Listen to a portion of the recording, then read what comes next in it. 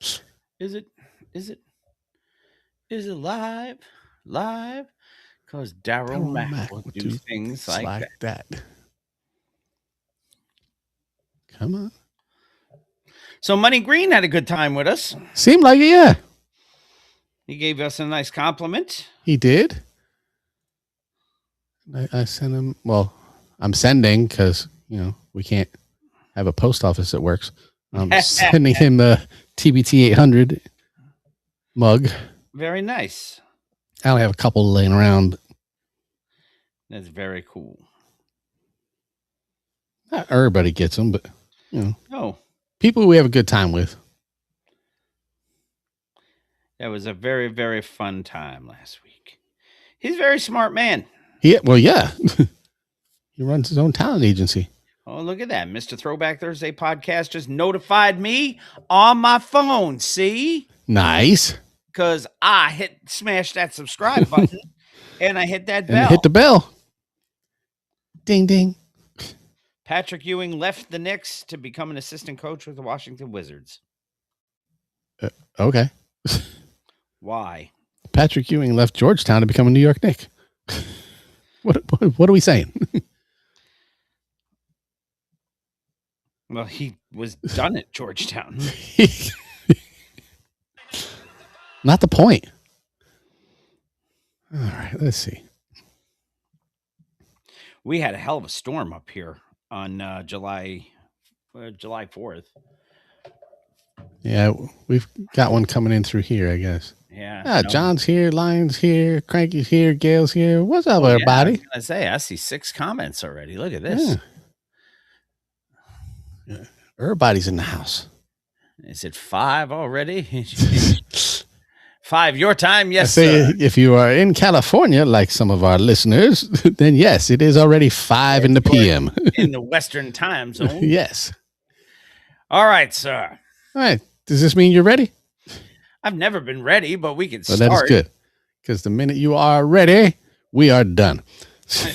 Let's do it then. All right, then let's bring this mess in so we can get Bill out of here at a decent hour because he's got a long drive tomorrow. Let's do this with a tree. Who's your mama?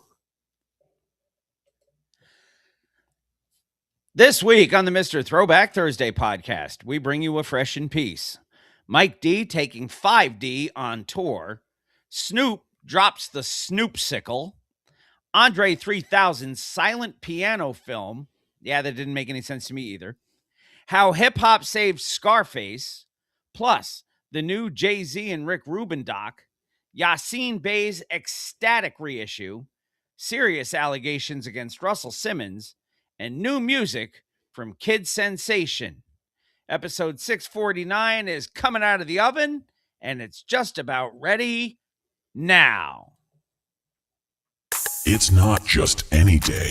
It's Mr. Throwback Thursday. All you kids want to get on and shit? You are now about to witness the strength of street knowledge. I'll be damned. At the count of 3, I want y'all to tell me the name of my DJ. 1, 2, 3. The poppers pop and the breakers break. All the fellas say ho and the girls say hey. Give it up for the DJ, Mr. Throwback Thursday. And now, here's your hosts, Bill Winters and Mr. Throwback Thursday himself, Jamie Robinson. For the 649th time in the illustrious history of this show, it is Mr. Throwback Thursday coming at you. Mr. Throwback Thursday, episode 649, brought to you by your 2 favorite idiots. Bill, up in New York, the home of the NBA champion New York Knickerbockers. We have still gone exactly 0 weeks without a mention of that.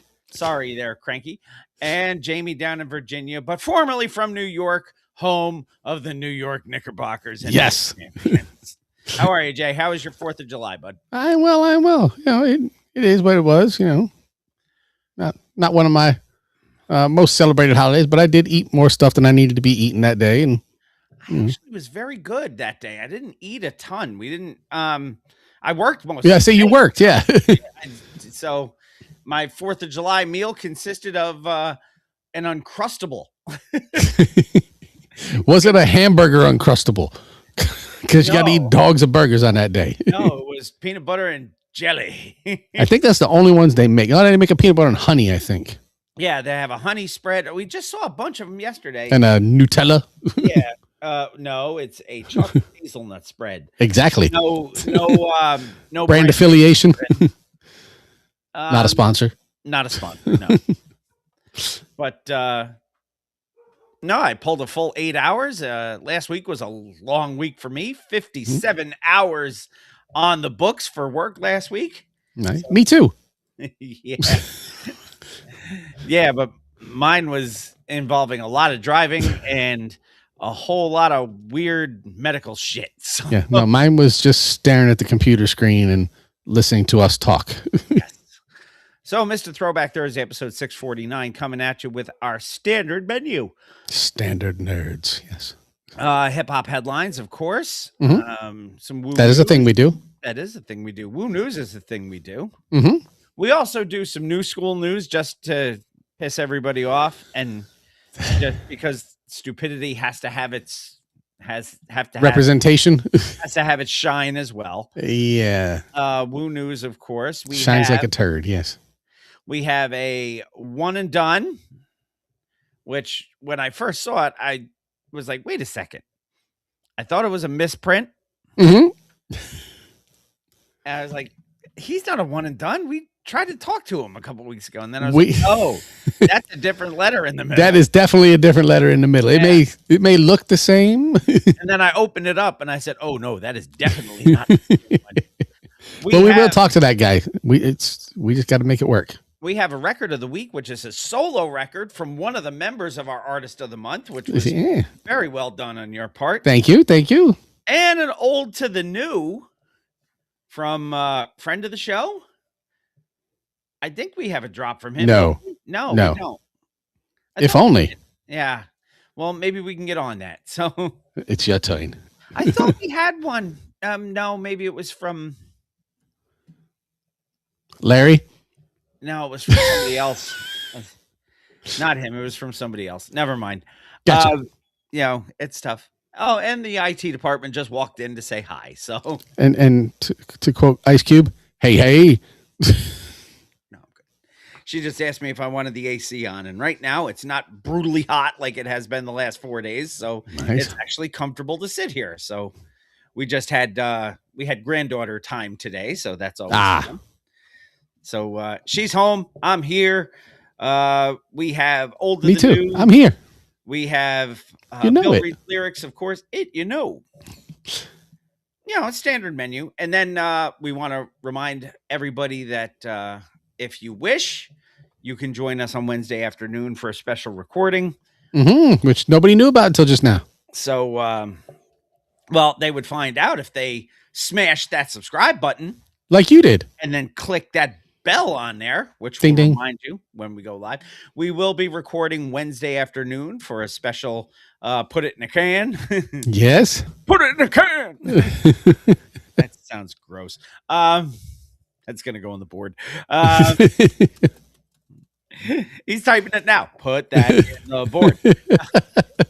No, we'll be recording on Wednesday for episode 650, as there is some travel coming up once again. There is, and if I'd had my new decals made, I could have taken them with me and sticker slapped. Well, maybe next trip. It's not like you don't travel on a somewhat consistent basis. I try to, because now you do, and so if you're around on Wednesday afternoon, probably somewhere around 1:00, we'll pinpoint the time and let everybody know. But I think we're going to go at about 1 PM. Yeah. Somewhere around lunch. Yes. Or for Lion, breakfast. But in the meantime and in between time, we are here for 649, and 649 is going to start with some hip hop headlines as Jamie sips on his margarita, which I've never, ever in 649 weeks of this show seen him do. In my Freshtopia glass. So, Mr. Margarita, Mr. J Margarita. Indeed. Margarita, Mr. J Margarita. I actually listened to that song earlier. Did you? Week, so yeah, I did. Is it on the album I Wish My Brother Lalo Was Here? No, it was on that Apple Music playlist I told you about, man, I miss 80s hip hop or something. Yeah. When you're driving an hour to work back and forth, you put on some stuff and you listen to some stuff you haven't heard in a while. So Speaking of playlists, the one for next show I was telling you before, is a short playlist for show purposes.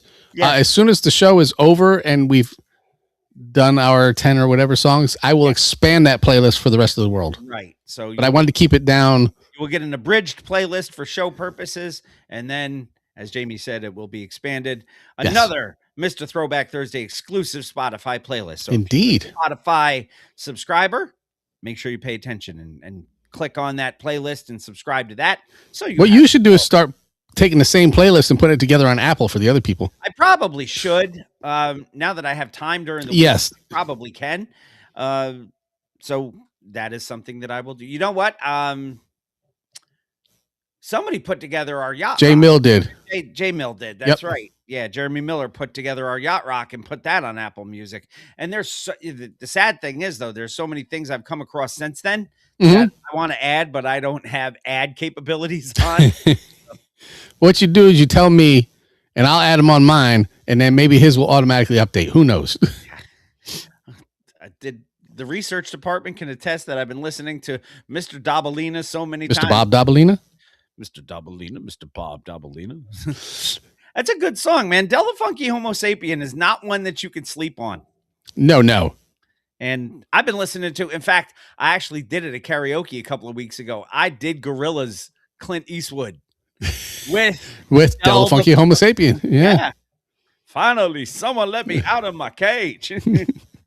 Who sounds a little bit like Ludacris on that song. I can see that, yeah. Anyway, would you be so kind, my friend, to get us started with a little of that Triple H, please? Yay.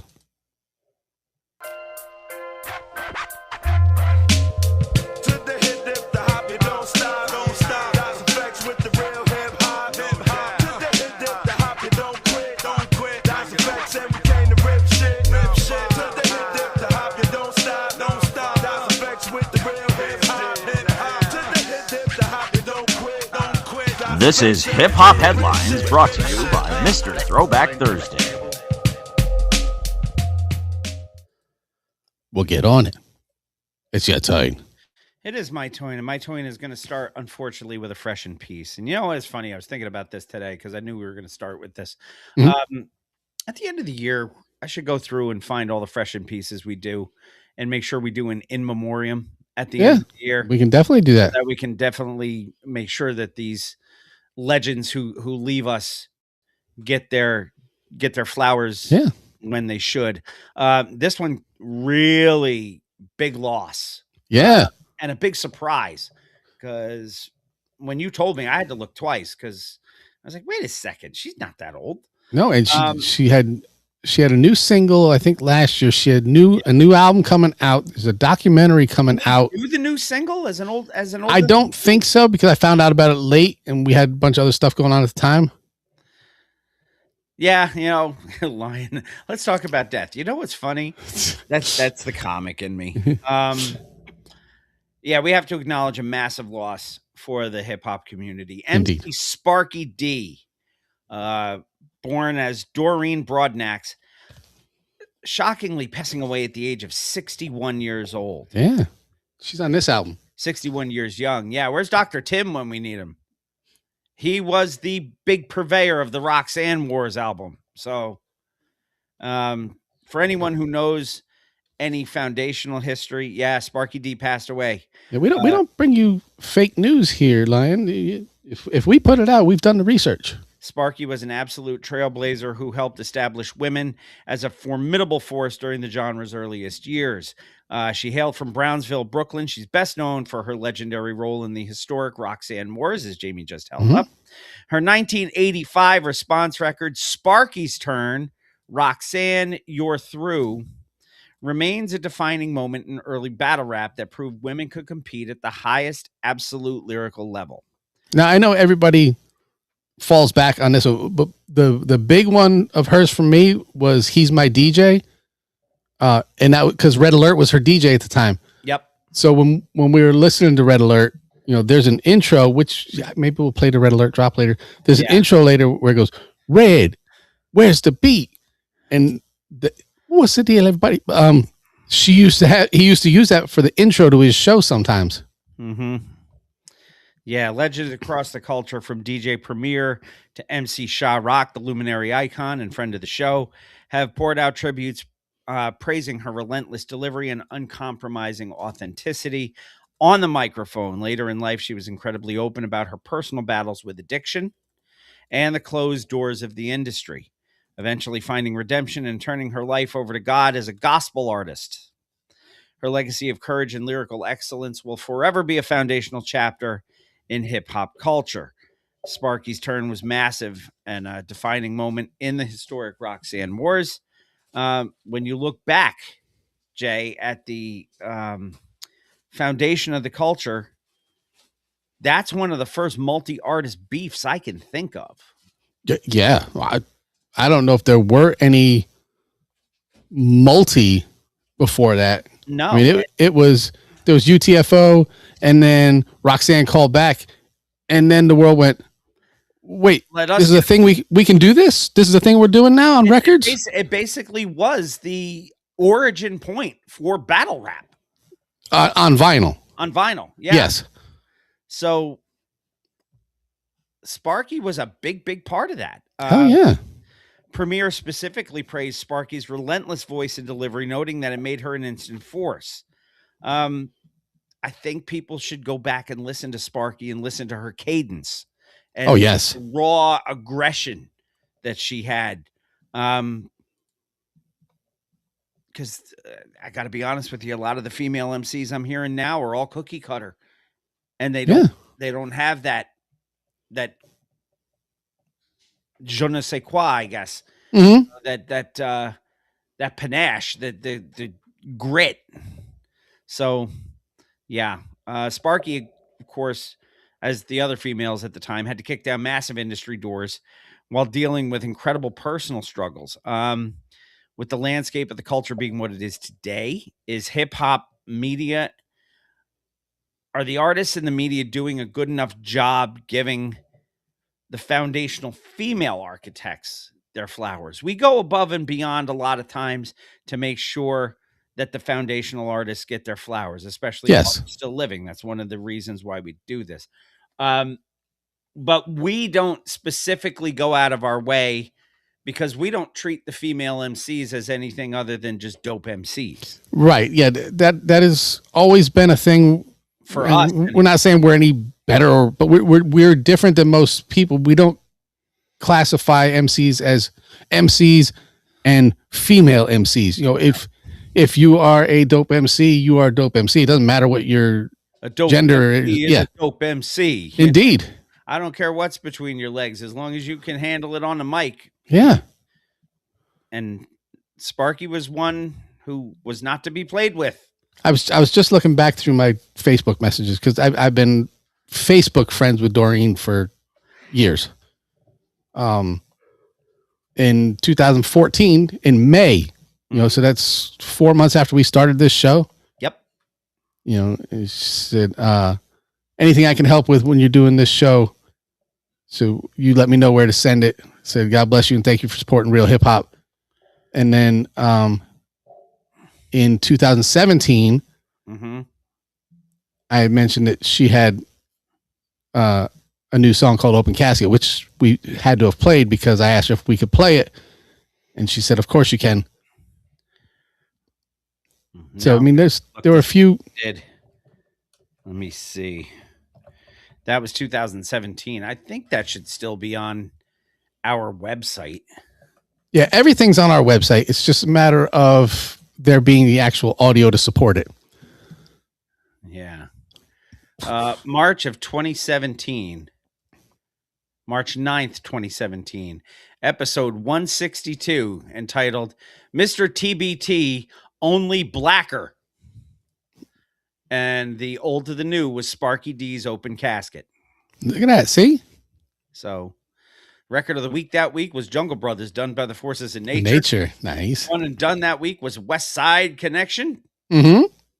And We had an article about Sparky that show. Probably that she had new music. Remy versus Nikki versus Sparky. Wow. So there you have it. That was from Rolling Out. So Yeah, so we've been keeping up on Sparky and her new stuff and throughout the years, and but what you were saying though, about people giving the females their flowers. Nas and Preem just had a song called Bouquet where they talked about all the female MCs and giving them their flowers. Yep. Yeah, because we did that song too, and it was awesome.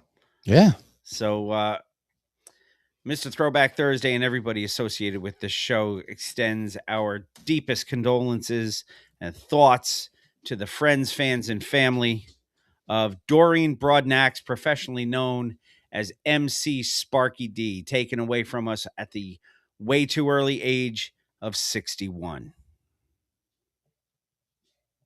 Yeah. Yeah, that one hurts. Yeah. Article number 2, 5 dates with 5D. Yes. Now, 5D, people are like, what the hell is 5D? Dodge, duck, dip, dive, and dodge. Indeed. You can dodge a wrench. But can you dodge a mic? That's what I want. Not Mike D. No. Mike D. After finally breaking his silence and returning to the mic, Mike D is officially taking his new sound on the road. According to Consequence, the alumni and legend of Beastie Boys just announced a 5-date U.S. tour to support his upcoming debut solo album, Thank You, which drops on August 28th. And when did I message you about this, the Washington, D.C. show? About 2 weeks ago. Yeah. And tickets went on sale while I was driving. And were gone before you got home. Yes. So I even tried, we pulled over for, when we got to Dover, because we stopped in Dover to get gas and blah, blah, blah. We got to Dover and I went to log in. So tickets went on sale, I think at 10. And I think it was like 10:40 by the time we got to Dover. And they were sold out. Yeah. A lot of people were waiting for this. So tour kicks off August 30th in Boston. It will roll through Washington, D.C., Asheville, and Atlanta before wrapping up at the Knockdown Center in Queens. That's his homecoming show. Coolest part of this announcement is the lineup of his backing band. He's hitting the stage with his Mike D 5D touring band, which actually features his own sons. It does. Skylar and Davis Diamond, alongside other musicians. It's a massive step forward for an artist who stepped away from live performances for over a decade. These East Coast shows are going to be an absolutely historic lead up to his festival appearance in San Francisco later this fall. If we have any posse members attending any of these shows, including we have a West Coast correspondent, including Hugo, I was going to say, yeah, on the West Coast, please let us know how this show is. Oh, yeah, because I was trying. I as soon as I heard it was a thing, message Bill said, I need you to take off. What was it? Like a Wednesday, and a Thursday or something like that. Yeah, or Tuesday, Wednesday, one of those. I was ready to put in for it. Yep. And then you're like, fuck, never mind. Yep. Ain't nobody going. So Beasties, of course, treated each other like brothers. It's cool. He's got his sons in the band. I think that'll help him be more comfortable on stage. I can't imagine that it's going to feel the same without MCA by his side. Right, but it's different music. I mean, we've played a couple of the singles already. Yeah, it is. It's a completely different vibe. Unquestionably, it's Mike D when you hear the vocal. Yes. But it is, it's kind of like Andre 3000 playing the flute. or a piano. But not really. Yeah. Flute to flute, Greg. Indeed. The tour is a very tight 5-date run, strictly focused on the East Coast. At spots unlike shit clubs. like the 930 Club in DC. That's probably why it sold out, because there's probably only about 47 tickets available. Before closing out, of course, in Queens. When a foundational artist makes a massive comeback like this, do you prefer these intimate venues over like a 40-seat arena tour? 40 seat? Well, no, 40 seats is what he's doing. Yeah, 40 city arena tour. definitely. I would like, I for a lot of people to be able to see it. I would like him to do these small venues in more cities. Yeah. But I wouldn't want to see him, at the Hampton Coliseum down here. I wouldn't want to see him. It's got to be somewhere small because it's him and his kids. Yeah, I was about to say, I think if it was a Beasties show, Mhm. Beasties music is loud and boisterous and is meant to be played in that kind of an atmosphere. Like a stadium would be okay for a Beasties show. Right. From what we've heard off of this new Mike D style, It's a new style. Is that what you're telling me? in a way. I just don't think it would correlate to a stadium. I think it would feel very out of place in a big venue. Yeah, no. This is from the singles we've heard. This is club music. Mm-hmm. Yeah, not like In the Club by Fitty, but this is much more a club vibe. For your comparison, not most people here, but like he could play the Chance. He definitely could if it was still up and running. Right. That's the kind of venue that this sound, I think, is made for. yes. So, to those, like I said, if you Plus, he has no. I mean, I'm sure he's going to do a few Beasties songs along the way, just because you're seeing Mike D and he's gonna do some stuff, but not having an album out before this tour starts, people don't really know what they're getting. So you can't say you're going to see Mike D and the 5D band, coming to Madison Square Garden. People are going to say, well, wait a minute, what is he doing? I've Mike in a band. I don't, what was that? Country Mike? Was that his? Yeah. You don't have anything to pull from aside from hoping he does Beastie stuff, right, for a bigger stadium, a bigger arena, not a stadium. Mm-hmm. One way or another, I hope one of our posse members gets to go. Yeah, I hope they let us know. Last I looked, everything was sold out except for Queens, and that was day after. Yeah, because I was willing to even drive down to Asheville, North Carolina. Sure, that's sold out now. That was and that's 6 hours away, and it was sold out. Yeah. Just for shits and giggles, I may look to see if there's tickets available for that, because if it's Queens, it's a train ride and a subway ride. Mm-hmm. Maybe I can pull that off, but I have a feeling that's probably sold out too. Probably, like I say, being his homecoming show, that's. You know what? Chicken butt. The last couple of days been very hot up here, like 100-degree hot. Like crotch pot cooking. Little crotch pot. Yes. I could have used some Snoop sickles. You could have. Article 3 is entitled Snoop sickle. According to USA Today, Snoop Dogg is continuing to expand his massive consumer empire by launching the Snoop sickle at select Costco locations nationwide. I'm not a Costco member. I am not either. I am a Sam's Club member. Mm-hmm. We don't have a Costco around us, so I think we have one out in like almost to Virginia Beach, so it's actually doesn't make sense. I think we did have a Costco membership, because I think Janelle found one out in Connecticut one day and wanted to get some stuff, so she bought like a 6-month pass or something like that. I just hope it didn't automatically renew, because yeah, it'd be nice to know. Operating under his Dr. Bombay ice cream brand, which is bewitching. He co-founded with his sons Cordell Broadus. The Snoop sickle marks the company's first foray into popsicles. Dropping just in time for the summer, these treats feature a razzed out combination of raspberry, cherry, and lime. Sherbet with one R. I would be surprised if Snoop made it with 2 R's. and a bunch of C's. Of course. No, Sherbizzle. I was going to say he probably made it with Sherbizzle.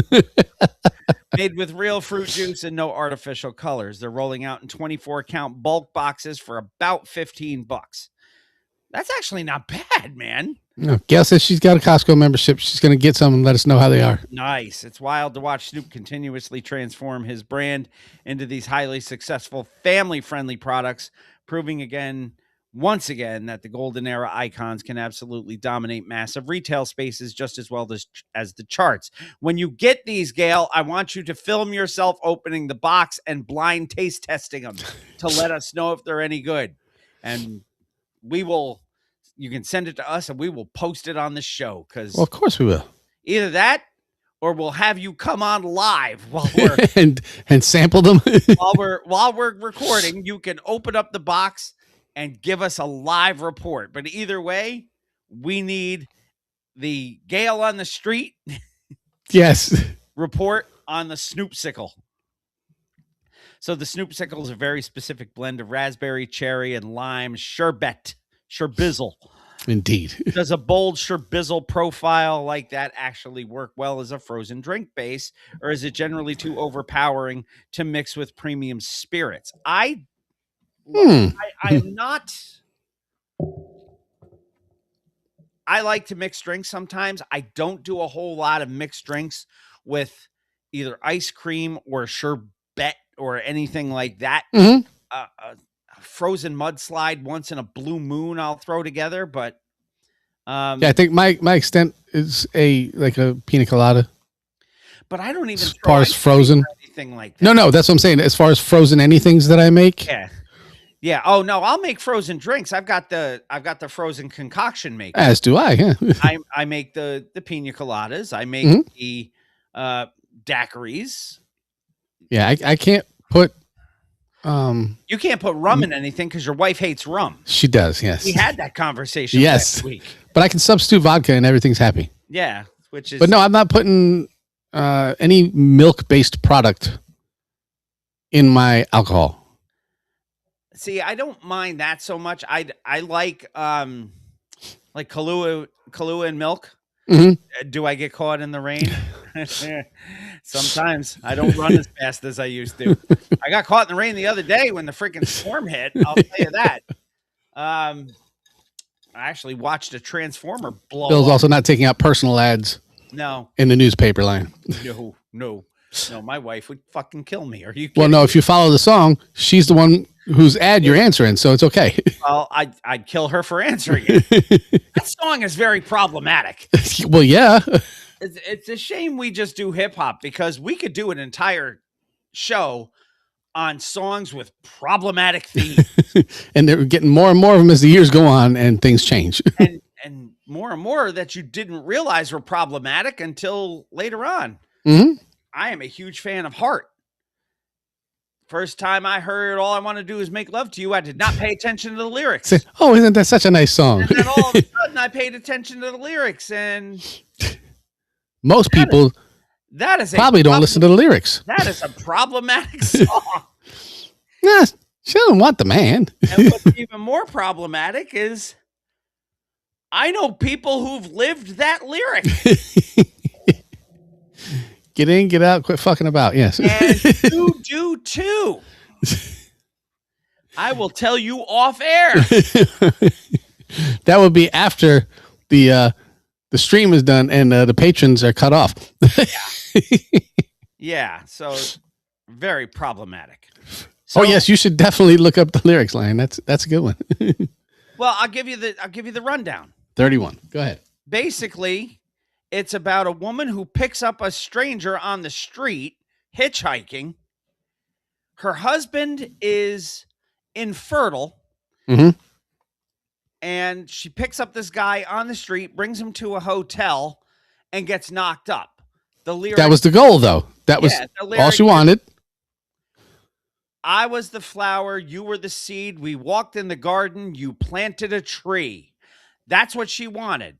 Yeah. And then she goes at the end, please understand I'm in love with another man, but the one little thing that he couldn't give me was the one little thing that you can. You can. Yep.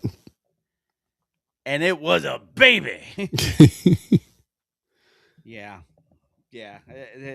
That one hits way too close to home. Was the man Tracy Morgan? No. Somebody's gonna get pregnant. No. And I'm not going to go any further on the air about it.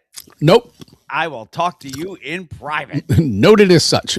I can't even share that with the patrons. So, article number 4, the motherfucking piano. According to Mixdown, Andre 3000 has just released a brand new short film titled 7 Piano Sketches, streaming exclusively on Mubi. Not Tubi. No. Mubi. The golden calf. Co-written with Graham Mason, who also directed the project. This short film serves as a visual companion to his surprise 2025 instrumental EP of the same name. The film follows Andre on a surreal journey. Andre who? Not Andre 2,999. No. This surreal journey has a literal piano strapped to his back and a notebook in hand, encountering a series of quirky characters along the way. He may be the quirkiest character of all, unless he bumps into Cool Keith. Yes. It draws heavily on the comedic elements of the silent film era while dealing with introspective themes of time and creativity. What's wild is that the soundtrack, the actual EP, was recorded almost a decade ago on an iPhone or laptop microphone, not unlike what you see here. Yes.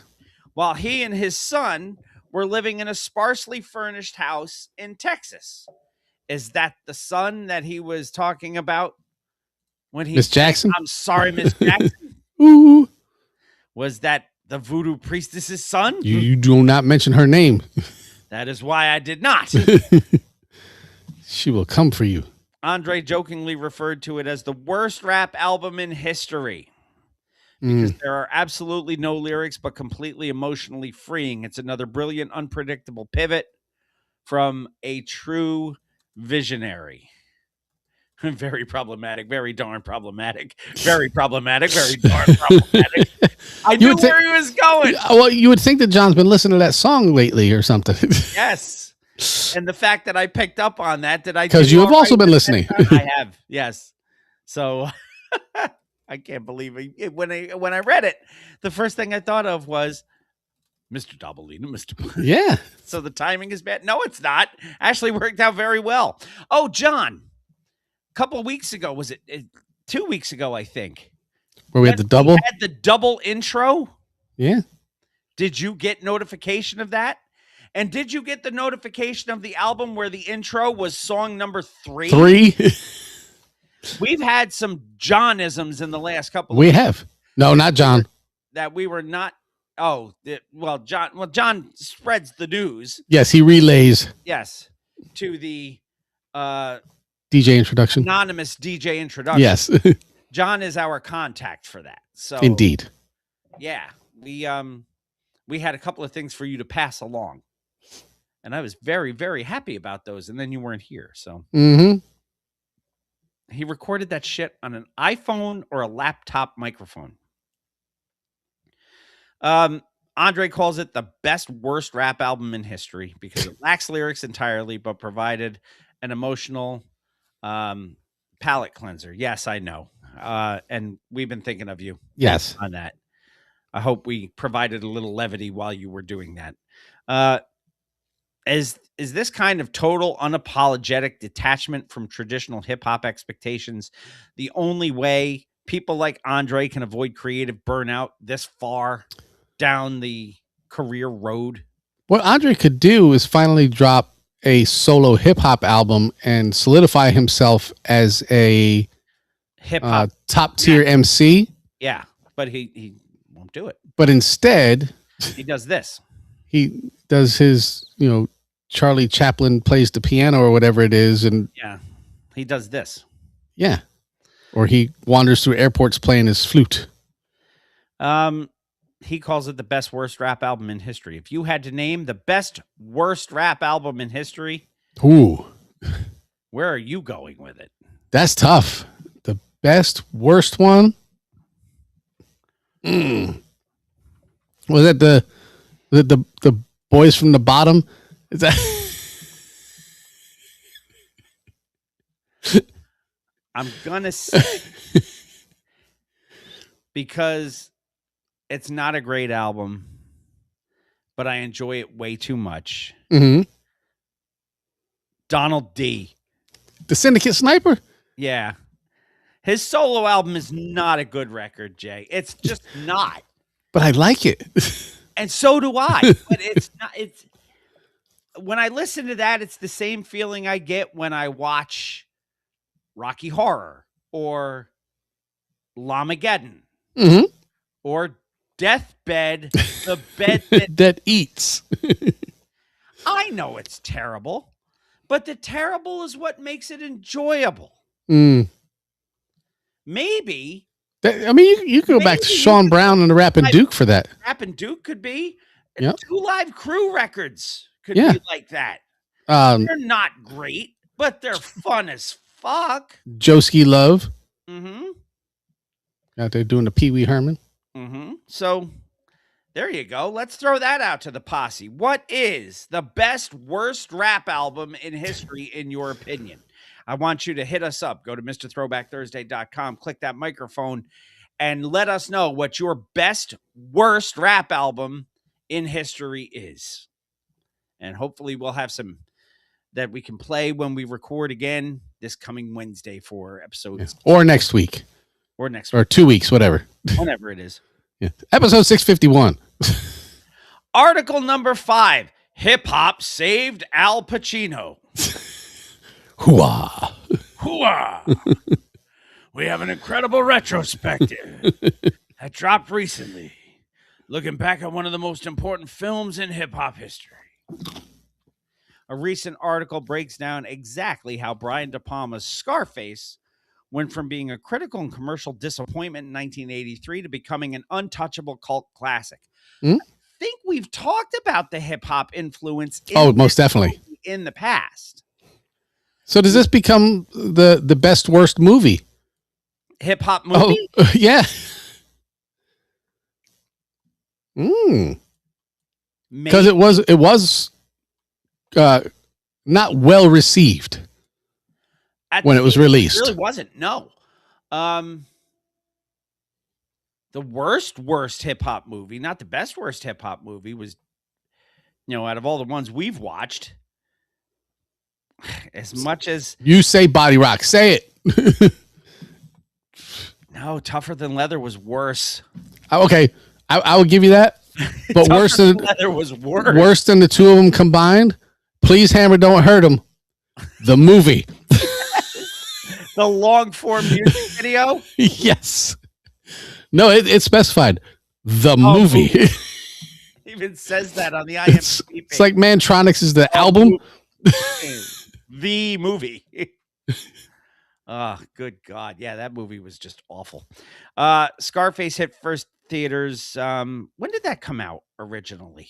82? Something. 83? I may be wrong. John says Rappin' was pretty bad. Yes. Yeah, it was. It doesn't hold up well. Yeah. But at the time, nobody was doing rap movies. Yeah, I mean, it was supposed to be Breaking 3. Mm-hmm.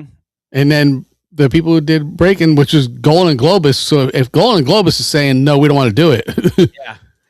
Then Rappin' was basically acoustic boogaloo. Yes.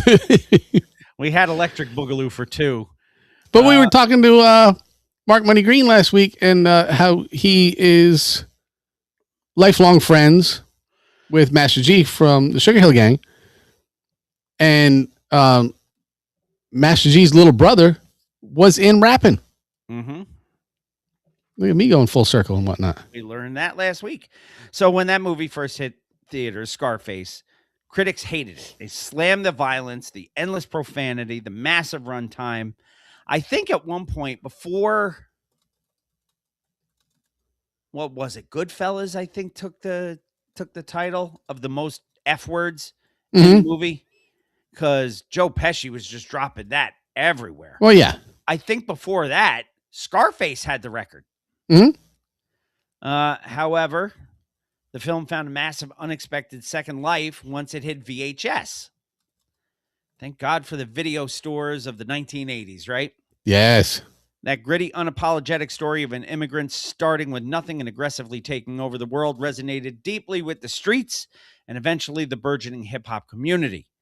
Tony Montana became the ultimate anti-hero, directly inspiring the mafioso rap era of the 90s. From the Ghetto Boys' Brad Jordan, literally adopting the name Mr. Scarface, yes. to Raekwon building the entire aesthetic of Only Built for Cuban Links around the film's themes. Mhm. A movie that Hollywood originally rejected ended up providing the lyrical and visual blueprint for the golden era. Again, this got its second life through VHS. Oh, most definitely did. So here's a silly question for you. You and I being the same age. Hmm? You remember the days of going to like Video 2 and renting VCRs before they were Yeah. a household thing? Yep. Top loaders. What was the first movie you ever saw on a VHS VCR in your house? I can tell you what that was. It was Poltergeist. And so I was fairly young at the time. I don't know. Let's see. What year was Poltergeist? It's the early 80s too. 1982. So the year before this. So probably let's say I was 12 Mm-hmm. at the time. So that Maybe would put you at what, 84, 85? When I saw it. 384? 83, 84. What, by the time it came home? Yeah. Yeah. Because they didn't come out until like a year later. Yeah, before there was a wireless remote. They didn't have any remotes back then. And they were huge machines. Oh yeah. Yeah. But you know I was I still am a horror fan. Yes. I do not get into like the Terrifier and all the like blood and guts for the sake of blood and guts and saying, let's see if we make people puke. Yeah, I've not seen any of the Terrifier No, movies. I'm not into stuff like that. But you know, I came up with Friday the 13th and Nightmare on Elm Street. You know, I was a huge, watching them with you. yeah, huge Freddy Krueger fan. You know, so all of those movies in my teen years, I loved them. But when I was younger and this movie came to my house, you guys who have seen the original Poltergeist, when the guy was he was washing his hands, he was looking at himself in the mirror and he started peeling at his face. He like peeled his entire face off and was dropping it in the sink. Yeah. Freaked me the fuck out when I was a kid. Yeah. Yeah. Because I didn't have cable back then. No, I didn't either. So this was a huge thing for me. I'll never forget the first weekend we ever rented a VHS VCR. We had 2 movies. My dad picked one and my brother picked one. We had the original First Blood, Mm-hmm. the original John Rambo movie, and we had Porky's. Yep. Do you know how uncomfortable it was for a 12-year-old, 13-year-old to watch Porky's in your living room with your parents there? I do not. Oh my God. Oh, I imagine. Yeah. And then we rented Porky's 2. Well, of course, you saw the first one. You got to see how the story continues. I also rented The Making of Michael Jackson's Thriller. Mm-hmm. So there was that. That was huge. I didn't see Jaws for the first time until the DVD era came about. Wow. Yeah, but you became very far removed from movies. If you didn't see it in the theater, you didn't get to see a whole bunch of them. No. And then when you were working in the theater, you didn't want to go to the theater to see things. No. And you know, so you missed a big gap of movies and over your last 10 years or so you've caught up. the only movie I saw when I was working at the theater, and actually there were 2 of them because I had to watch them over a Thursday night to make sure all the splices were done properly, was the Bram Stoker's Dracula, starring Gary Oldman, which fucking scary. Mhm. And Schindler's fucking List. I watched that. I was supposed to watch The Crow. Mhm. 1 o'clock in the morning, watch that all the way through and then go home.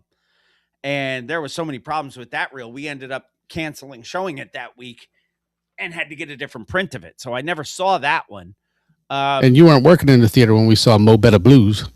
No, I was sleeping.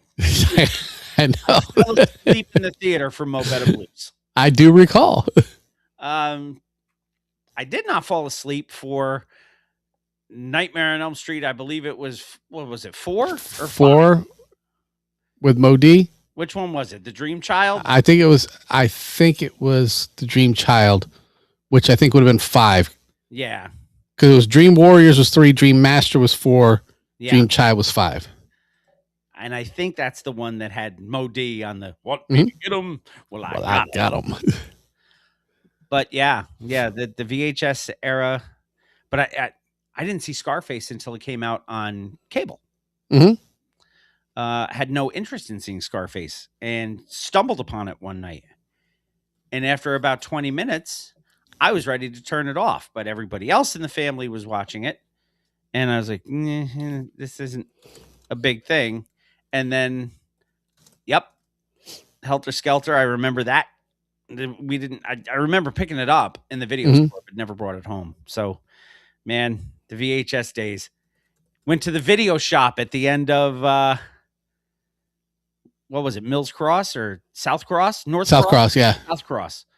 Owned by Jason Ward and his family. Nice. If you remember Jason. Yeah. I remember going to Empire over by Video. over by Kmart and Stop and Shop over there. Yeah. Yep.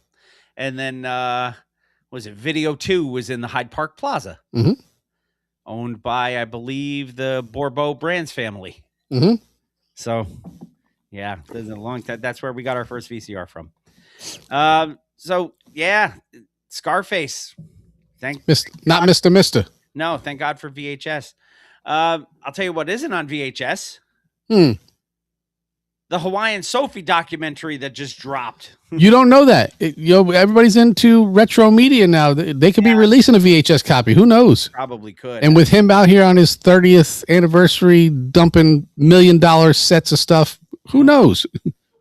Release a laser disc copy. Oh my God.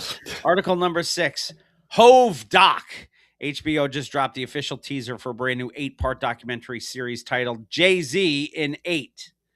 Of course, the umlaut over the J, or yes, Y and J. Or the Y and the, yeah, we don't know. Is that Jar Z? It is. Directed by the iconic Rick Rubin, the series is set to premiere this fall on HBO and stream on HBO Max.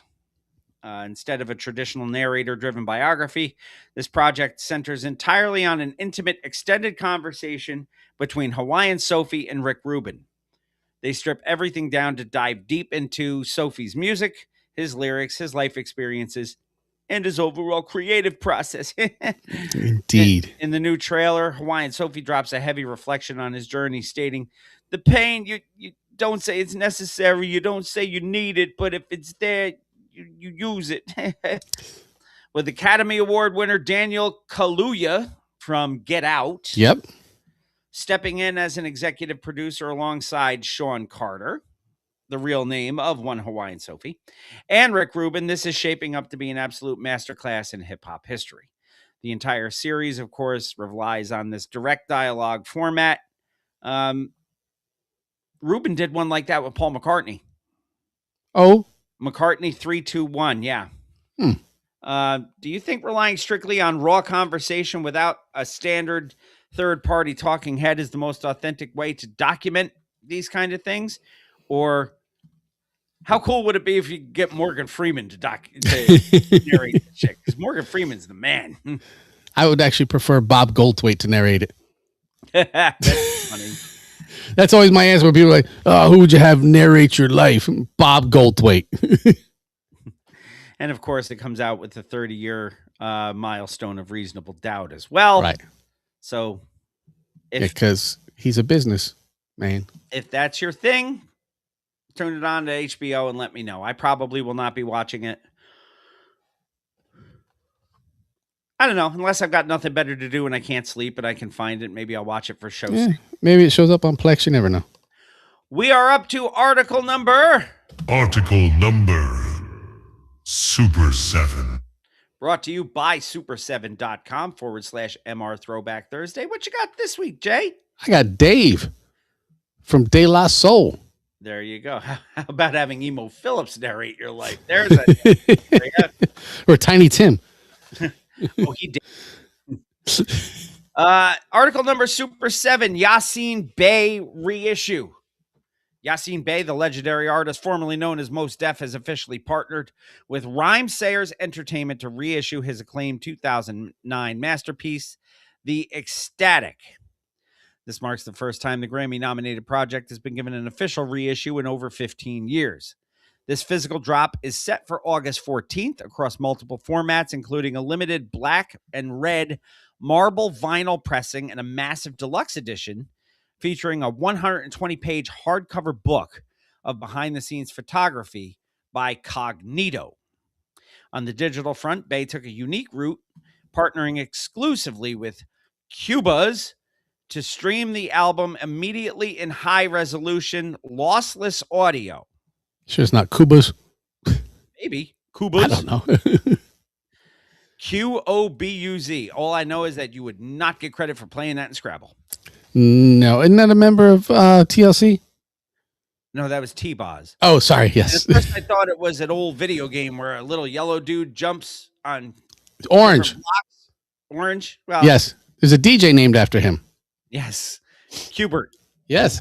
With Ugg and Wrong Way. Yeah. Boasting an absolutely legendary production lineup that includes Madlib, Jay Dilla, the late great Jay Dilla, Chad Hugo, and Preservation, plus heavyweight features from Slick Rick and Talib Kweli. Chad Hugo, that'd be the other guy from the Neptunes. Yes. It is incredible to see this global hip-hop classic fully restored to circulation. Yes, Chad Hugo of the Neptunes is the Andrew Ridgely of Wham. He is. Yes, Where people will remember his name when Pharrell dies. Yes. So look out for the Yasin Bey reissue. And that was article number Super 7, brought to you by super7.com/MR Throwback Thursday, your landing page to get all these Super 7 items, such as the hip hop reaction figures and basically anything that you want. They have a ton of non-hip hop stuff too. So go to and for all the metalheads out there, they got metal guys in there too.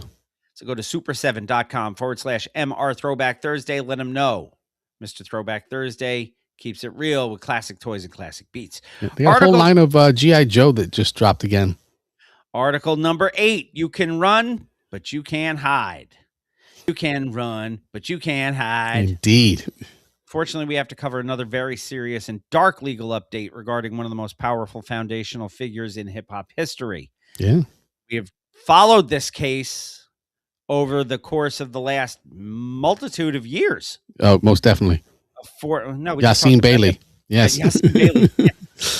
A former senior music executive and video producer at Def Jam Recordings has filed a federal lawsuit in New York against the label's co-founder, Russell Simmons. And resident of Bali, I think. I think so, yes. And not Blair Underwood. That's somebody different. No, completely. Well, he's the same guy, but the plaintiff, identified as Jane Doe, alleges that Simmons raped her at his Manhattan apartment in the 1990s, and that his subsequent harassment completely derailed her career at the label. According to the filing, the harassment caused severe panic attacks and depression that prevented her from performing her executive duties, as you would think it would. Mm-hmm. While Simmons has historically and unequivocally denied all allegations of non-consensual sex, he has faced claims from over 20 women in recent years. That sounds like a pattern. Mm-hmm. This continues a deeply disturbing string of legal battles that completely overshadow the legacy of the man who helped build the business of the golden era. Yeah, this is not looking good for Russ. Mm-mm. This case is part of a larger wave of lawsuits brought forward under New York's Adult Survivors Act and the Gender Motivated Violence Act, which allows victims of abuse from the 80s and 90s to finally seek justice. Are we going to see a complete rewriting of hip-hop history as more of these temporary legal look-back windows open up and expose the dark realities behind the scenes of the industry? Or do you think this is just, to turn a phrase, a one and done? I don't know. I think this is one of those things that if it takes hold, it's gonna go Stevie Nicks on you. Yeah. We're gonna have a landslide. Yeah. It is now time for everybody's favorite segment of the first You better half of the slow show. down with that everybody shit. I said of the first half of the show. Yeah. It is now time for New School News. Hot New Hip Hop says that Drake will host parties only for women named Janice. Wow. And that's news. That was actually under a heading of news. It was actually under hip hop news. Do you know why? I don't care why. That is why we don't read the articles. He has a song called Janice STFU. Okay. So apparently he's bringing all these Janices in so he can tell them to shut the fuck up. Oh, I thought he was bringing them all in to meet John Cena. To which I would like to tell Drake to shut the fuck up. Please. And that Is enough. of that. Shit. And as such, we are going to take our first break of the evening. When we Please, come back Eddie. to Mr. Throwback Thursday, episode 649, we will bring you some woo news, and then we're going to get into some music. You should come on back and be a part of that. Mr. Throwback Thursday, episode 649, coming right back at you. Yay, yay. Let's see what we got up here. Janice STFU. That is great. That is fantastic. Woo. That was loud for me, and you guys couldn't even hear it. Sorry. Ah.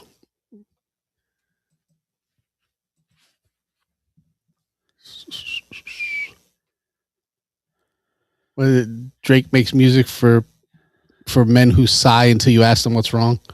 Yes. For men who sigh until you ask them what's wrong and sit at the end of the bar drinking their Diet Cokes with no ice. So, Chuck Creekmer asked on Facebook, what's your unpopular hip hop opinion? First guy has nailed. Biggie doesn't belong in the GOAT discussion. True. Mine was Master P is the businessman that everybody's been told that Jay-Z is. I totally concur with all of those sentiments. Mm-hmm. Biggie does not belong in the GOAT discussion. No, he was incredible for bringing hip hop back to New York. Biggie had the potential to be a GOAT. Mm-hmm. Biggie does not have the length of time to warrant GOAT status.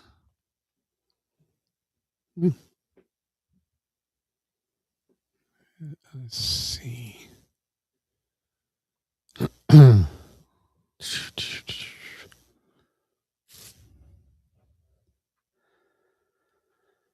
What the hell?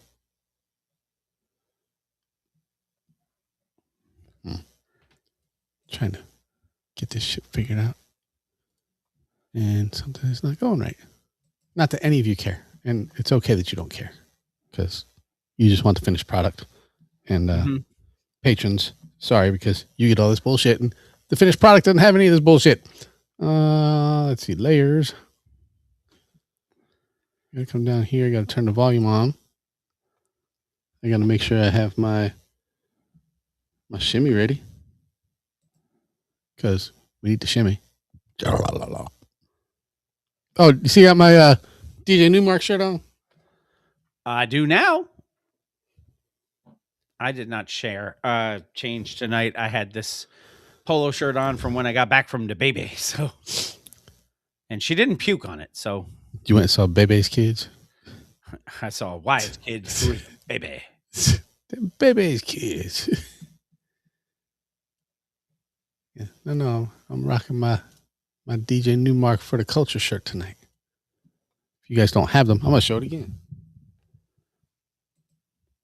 I have that shirt.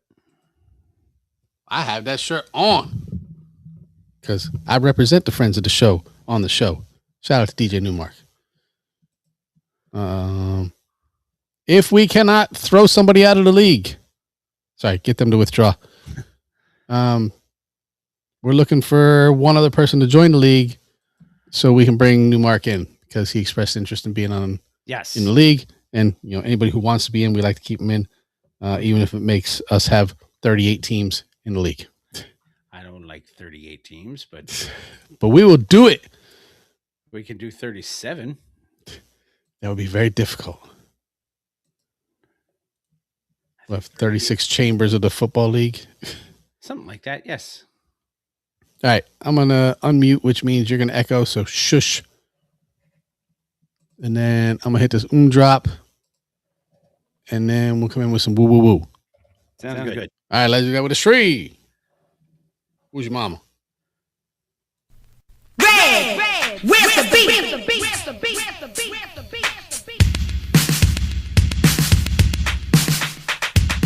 What's the deal, everybody? It's the coolest legend there is. The cool, the DJ, the red alert, everybody. I'm hanging out with the J and the B. You heard what I said? The J and the B. I'm talking about Jamie and Bill on the Mr. Throwback Thursday. DJ red alert, going berserk.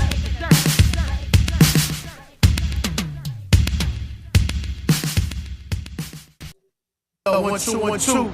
What's good, yo? This is Ghostface straight from Staten Island, New York. And right about now, it's time for Woo News with Jamie and Bill. Y'all know what it is. Get it correct. Mr. Throwback Thursdays, Jamie and Bill. You know what I mean? On Woo News. That's what's going down right now. Y'all check this out. Exclusive. Peace. The RZA, the Jizza, Raekwon, Master Killer, Inspector Deck, You God, Method Man, Ghostface Killer, and Old Dirty Bastard. It's now time for Woo News with Mr. Throwback Thursday. Shimmy on it. There he is. Welcome back, Mr. Throwback Thursday, episode 649. It is indeed time for Woo News. We have a couple of pieces of Woo News for you. Article number 1 of Woo News, no faking. Dropping right in the middle of the July 4th weekend, which I hope everybody had a happy, healthy, and safe July 4th. Mm-hmm. We have a massive new collaboration. Get all your JPP fingers? Yes. We have a massive new collaboration that proves independent, battle-tested hip-hop is alive and well. Underground veteran Mike King has officially teamed up. Mike King! Sorry. With the legendary Toast Face Grilla. I had my Toast Face Grilla shirt on yesterday, as a matter of fact. For a brand new single titled Count on It. This track completely avoids the trap that so many modern features fall into. Instead of just leaning on the Wu-Tang connection as a gimmick, producer Aesthetic provides a warm, hard-hitting, and soulful backdrop that gives both MCs plenty of room to legitimately trade verses. Mike King, indeed, brings his tightly constructed, battle-tested rhyme patterns, and Toast Face Grilla delivers exactly what you want. Vivid, grimy details in that forceful, unmistakable Staten Island delivery. Dropping right on the heels of Mike King's Rakim produced track Hallelujah, Count on It continues to build massive anticipation for his forthcoming EP and serves as a masterclass in how an independent artist can hold their own alongside absolute golden era royalty without getting completely overshadowed. That is a very, very interesting roundup of that. Well, yeah. We'll have to give that a listen. Unfortunately, we have another song for a Old to the New this week. We do for this week, yes. But perhaps next week, we'll be able to listen to Toast Face Grilla with Mike King. Actually, it's probably going to be 2 weeks because next week we have a special episode. So we're going to Horton's Bike Shop. Got in trouble for that, man. Article number 2 of Woo News, swinging swords like shinobi. Yes. Bridging the gap between hip-hop royalty and classic gaming, as we do. Mm-hmm. We have some incredible news out of GameCon Canada in Edmonton, Alberta. Did you say King Kong Karn? What did you say? GameCon Canada. Same thing, I think. Edmonton, Alberta, home of the perpetually underachieving Edmonton Oilers, who, regardless of having the most talented player in the world in Connor McDavid, cannot get out of their own way because they can't find a goaltender that can stop a beach ball. Anyway, GameCon Canada in Edmonton, Mobile Syrup reported that young Dirty Bastard, the son of the legendary Old Dirty Bastard. Well, that's funny how that works. Yeah. Well, what happens when he becomes old? Then he's Old Dirty Bastard Part 2, I guess. ODB Junior? I don't know. ODB V2O. There you go. 2.0.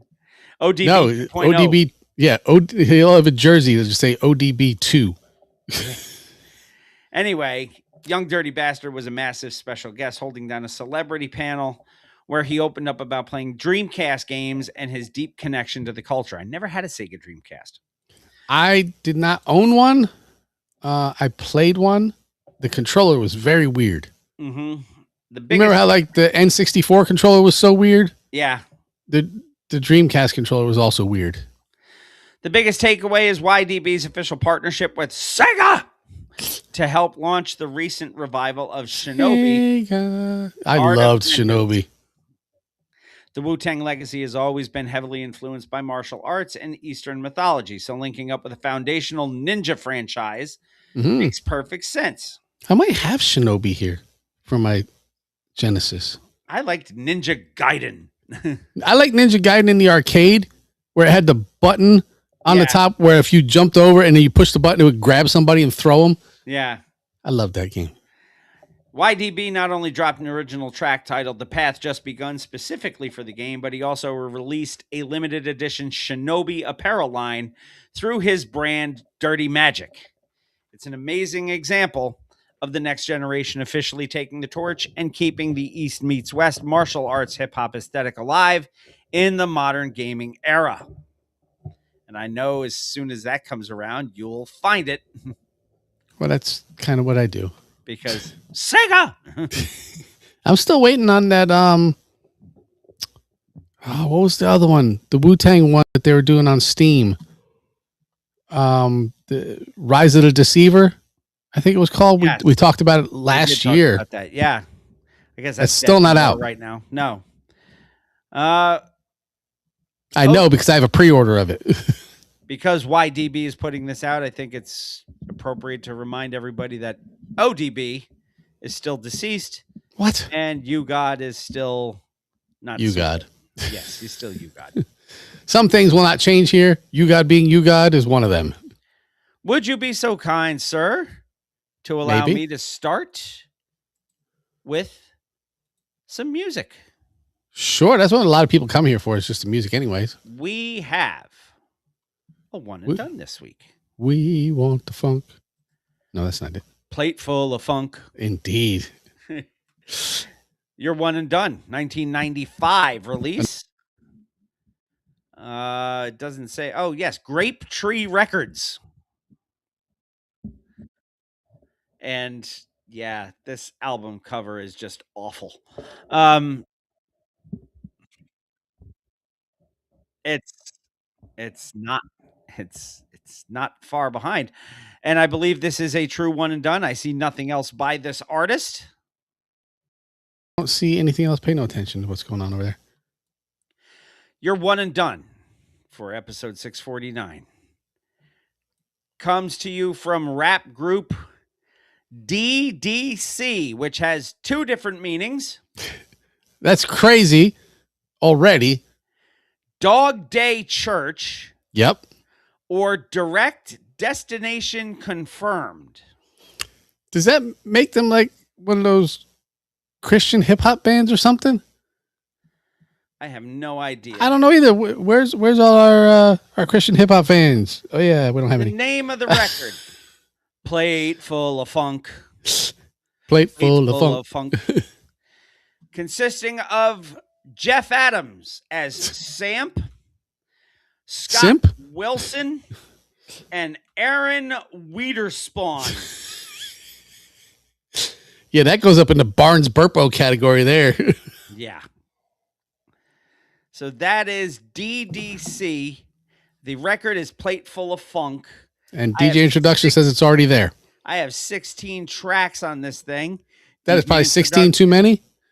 We'll start with track number 1, which is already there. Intro. Lord, wherever I go, got my Bible in my hand, Lord in my heart, trying to witness from my lips about Jesus. Yeah, here it is. Plate full of funk. Get your napkin ready. You're fixing to get served. Come on, come on, come on, come on, dog. Come on, come on, come on, dog. All right. You know it's a white group. What did you say the name? What was that guy's name? You had Jeff Adams, Scott Wilson, and Aaron Wiederspawn. Wiener Schnitzel or whatever his name is, yeah. You know they're white because he said, get your napkin, you're fixin' to. He didn't say finna. He ain't fixing nothing because ain't nothing broke. Lion come through in a clutch. Yes, DDC was an American Christian hip-hop group. Active in the mid-90s. Article. Track number 2. The title track of the record, Plate Full of Funk. Plate Full of Funk. That they're slapping the bass.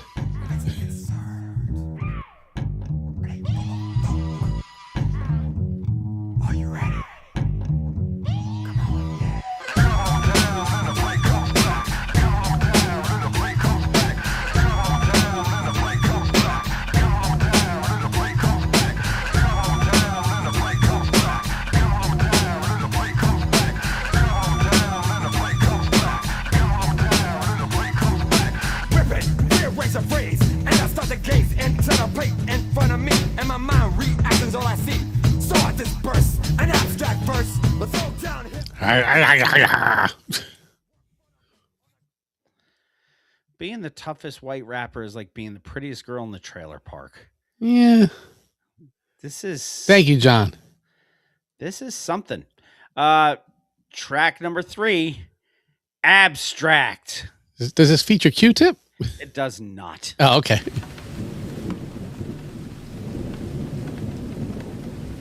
Jesus said, Jesus said, Jesus said, Jesus said, Jesus said, Jesus said.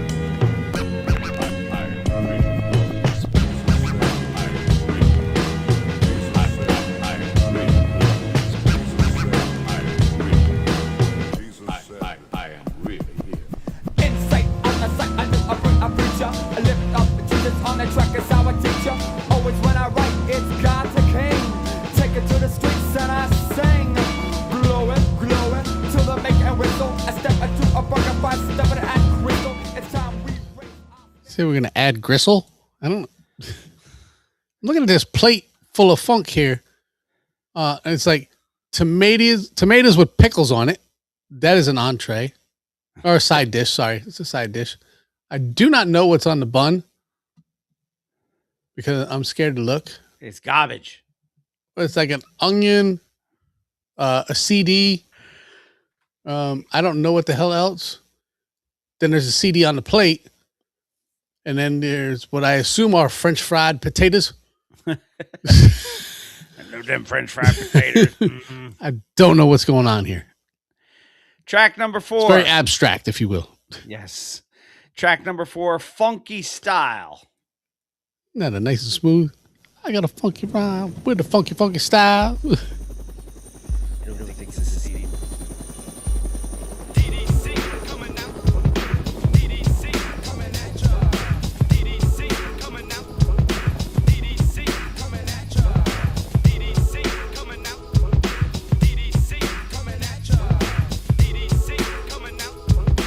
One man coming at ya. Once again with the strength of 10.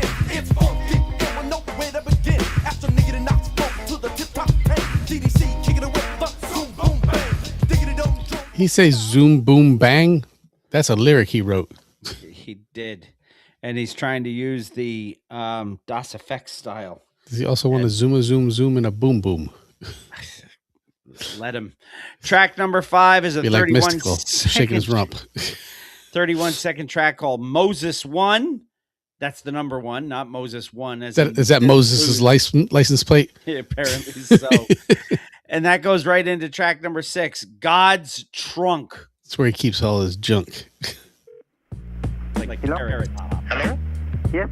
Who's this speaking? I'm Gene. Gene who? Vargas. Are you that rapper dude? Okerlund.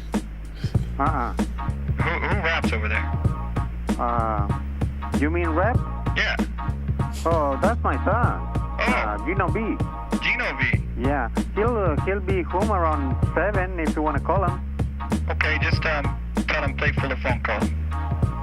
Okay. Bye-bye. Bye.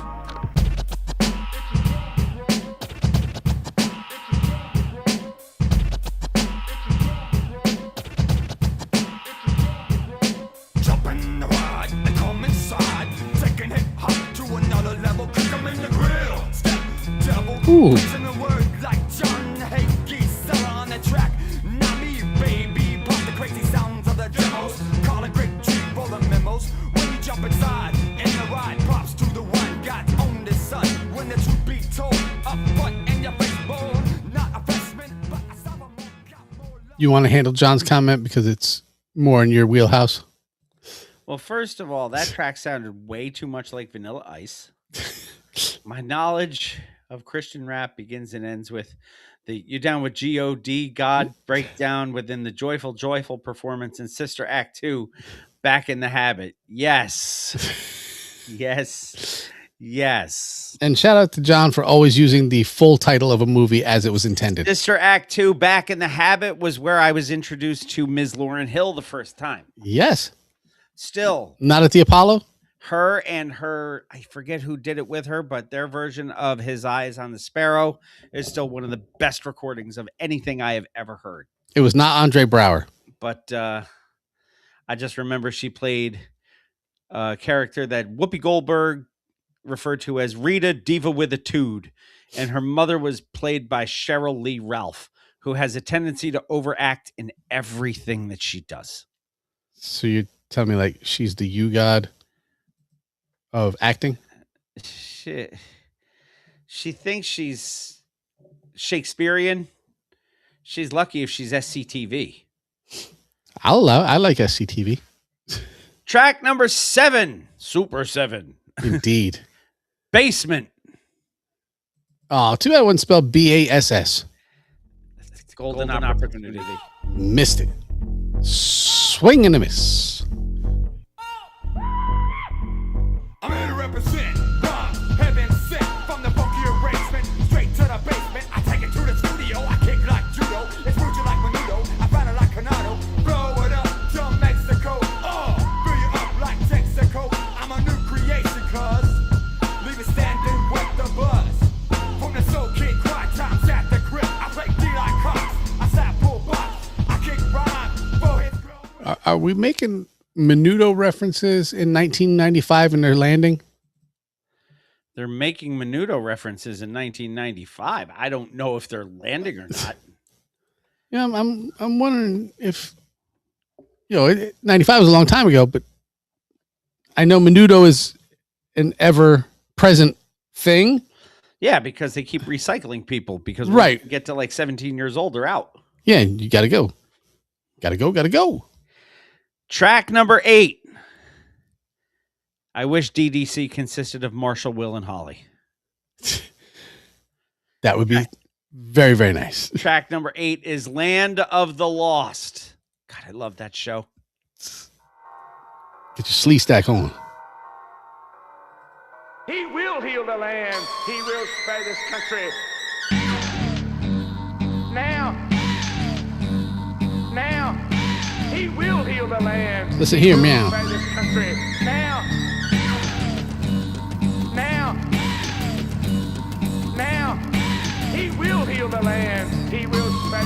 atmosphere. Now,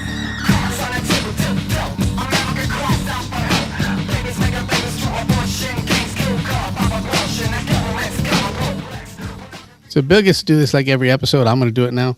I'm going to go off topic. We're talking about Marshall, Will, and Holly. Yes. Which for those of you who for some reason don't know, Marshall, the three members of the family Holly, who were lost. on a routine expedition met the greatest earthquake ever known. Yes.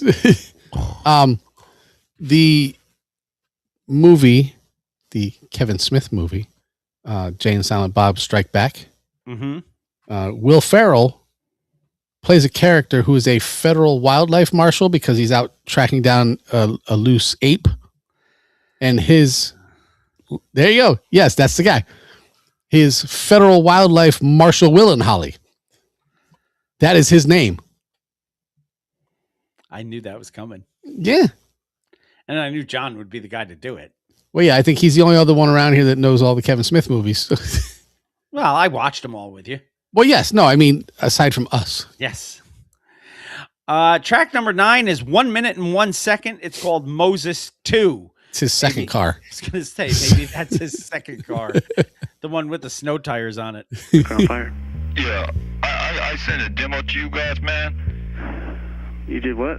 You guys still do that label? I sent you a demo a long time ago, man. From Heaven's Hip Hop, I said send demos to this label. Okay. Did you get it? What's the name? MC Moses, a part of the Red Sea. No, we never got it. What? Nope. Man, I overnighted that joker over to you, man. Huh? Excuse me, man. I overnighted that stuff over to you, man. You overnighted it? Yeah. How long ago did you send it? Man, it's like long distance, man. I'm calling from Georgia, man. Long distance. Remember when we had long distance charges and you had to have a long distance carrier? I do remember that, yes. I also remember having to dial my grandmother's full phone number, so I had to, with a dial phone. Yes. Which, sadly enough, I still remember to this day, 1-302-734-5671. Because it had 3, 4, 5, 6, and 7 all run together. Hey. Oh, and today being July 6th, I apologize. Happy born day to Inspector Deck. Yes. Rebel INS was born on this day in 1970. Well, happy belated birthday to Inspector Deck. Track number 10. Is this Timex Social Club? Is this Fleetwood Mac? Is it neither? Because this track is Rumors. It is sadly neither. Why you want to spin around? You gotta play it yours.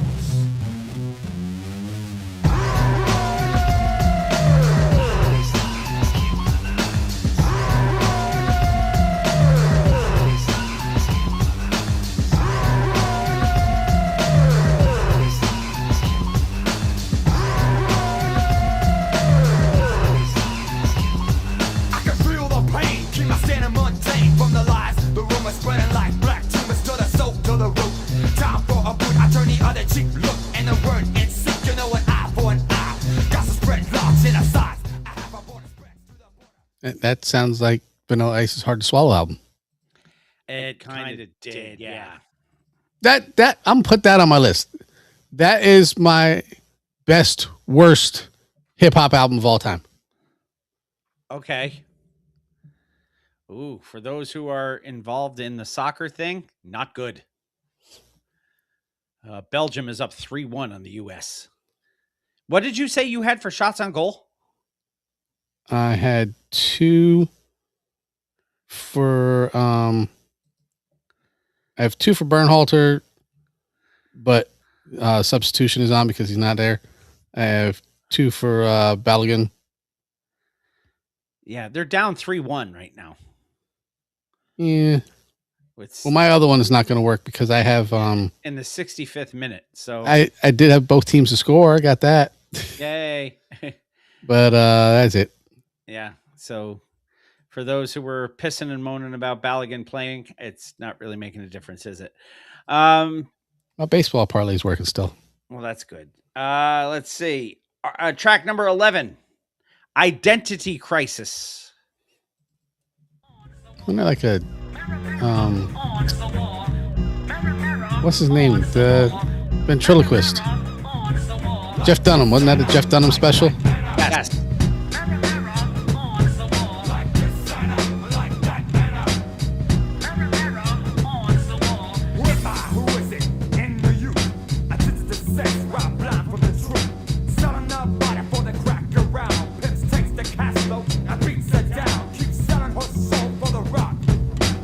Say I'll drink some Castrol, my pizza's down. I don't know what the hell he's talking about here.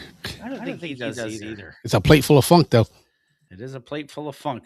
We are all the way up to Moses 3. We got a fleet now. He does have a fleet of Moseses. Moses. Thank you for calling Mr. Indeed. 1 hour photo. Pierre speaking. May I please help you? Hey, Pierre? Hey. I just talked to your wife. How you doing? Good.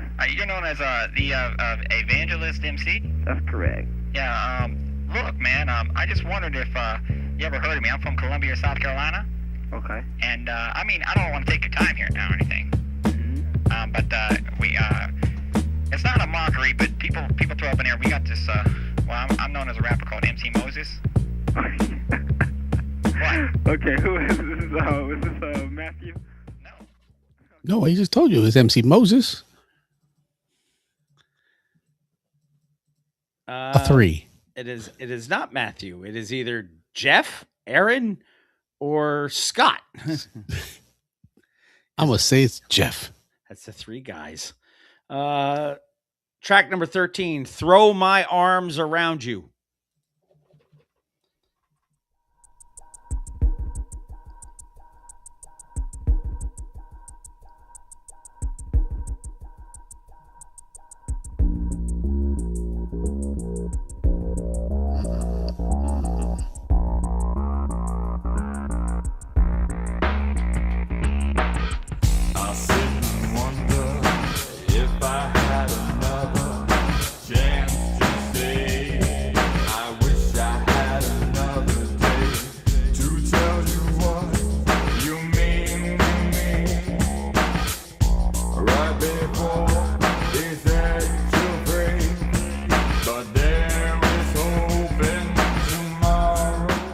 Why does it sound like Jim Morrison? Kind What the of fuck is going on there? Bad stuff. Track number 14. Not bad meaning bad? No. No, definitely bad meaning bad. Track number 14. Thanks with an X. Well, of course. With a K and an X. Oh, I only That wouldn't be possible if it wasn't for these people. Yo, Rubber Dub, Breakthrough Records. Thanks for believing. My man Dave Roberts. Thanks for the financial hookup. My man. And the man with the money, Caesar and his family. This record wouldn't be possible without you. We love you. To the bald-headed freak, my man, the super producer Maestro. Is it a blood-sucking freak? Hooking up the jams. Like the whole hip-hop tribe, keep on rocking the stages. You know, article number Super 7 was brought to you by De La Soul. Track number 15, Back to the Basics.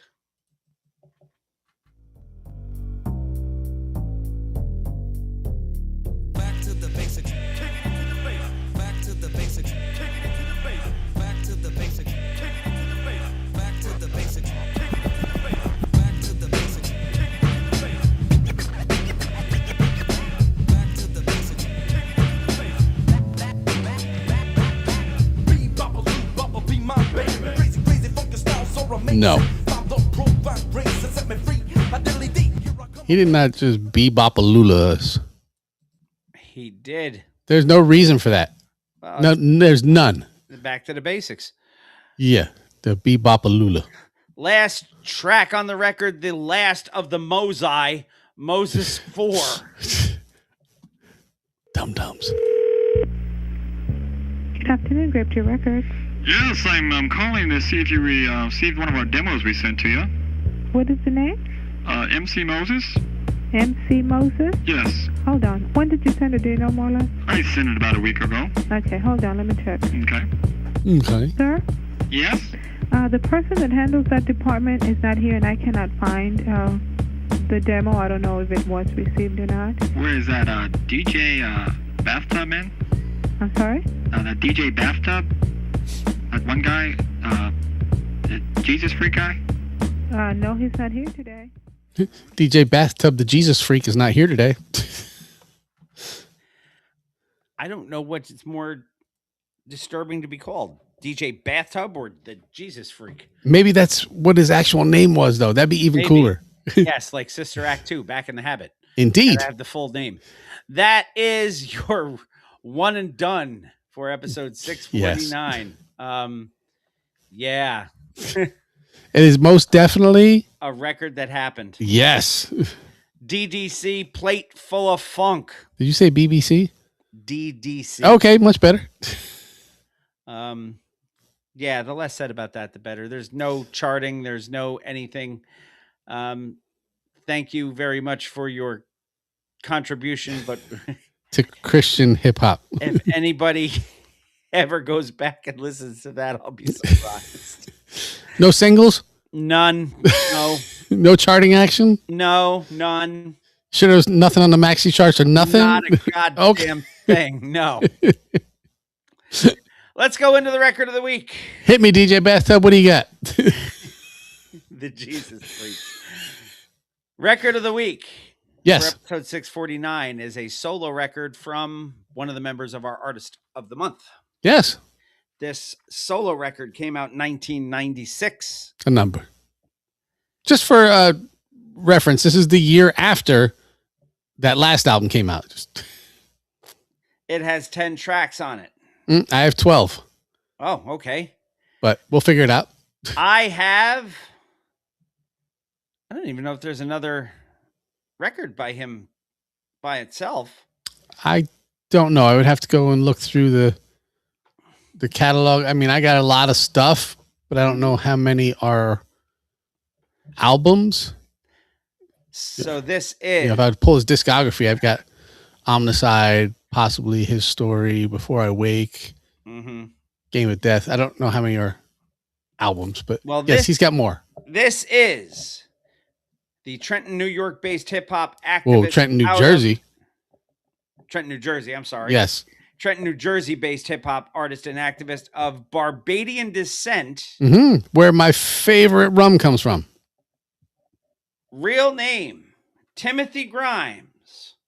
Founding member and main MC in the 90s hip-hop group Poor Righteous Teachers. This And is the man who had his apple pie stolen. by Culture Freedom. Indeed. This is Wise Intelligent, and the name of the record is Killing You for Fun. Now, you say you have 12, I have 10. Let's find out what I'm missing. On side one, known as the slang side, my first song is called My Sound. What about you? That's what I have. Then let us go with My Sound as track one. Are you afraid of black men? What I am afraid of is that after he, say, uses a knife, puts up against my throat, takes my money, he will then take another moment, this is my fear, to do something even worse to me, to pay back what my people have done to his people.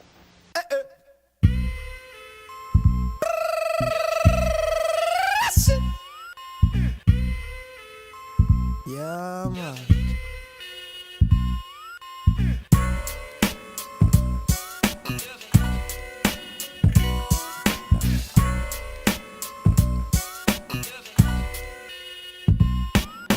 Flex, the norm in my projects. Break a nigga's neck, kill his sound for respect. Y'all know I am the wrong nigga to fuck with. Wise Intelligent has one of the dopest fucking voices in all of hip hop. He sure does. Track number 2 for me, Shitty in a City. Yep. Itty bitty titty. Oh. That's a kid. For every ghetto in a net. Miss Wise talking. Watch it.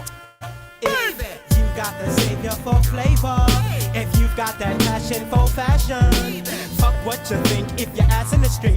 Just come on down and peep this rap. That some shit I love. A black slang cat, this in the city dub. Another brother dies in the ghetto tonight, but none doesn't matter cause his skin wasn't white. And every interview they ask me how do I do, living on the inner city's worst avenues. Track number 3, I have as I'll Never Kill Again. That's what I have. So I'll never kill again. For fun. Yeah, man. Mr. Wise, get on the case like Johnny Cochran. Yeah, man.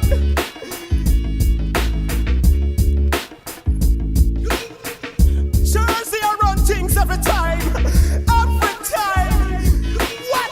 I'm never gonna kill again. Cause killing, man, don't got no good feeling. Though it's easy to pretend, I know I ain't a fool.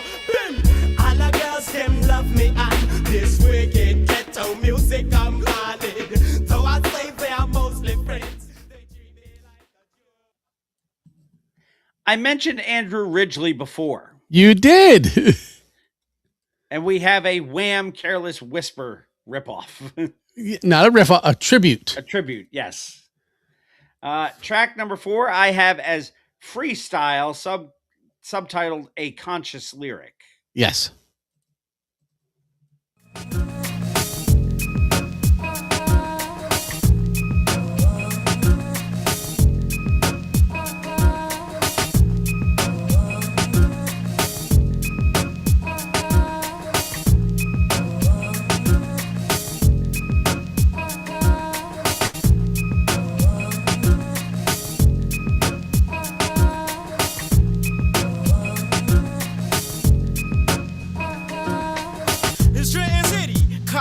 Hella shitty, ain't kidding, and neither am I bullshitting. Slang spitting in the face of all you niggas bitching. This mixing, I'm freaking it like a fool schnicking. Flea flicking. It's freaking like a fooshnicking. Kind of sounded like a fooshnicking. Yeah. Track number 5, I have as Steady Slangin'. Yep.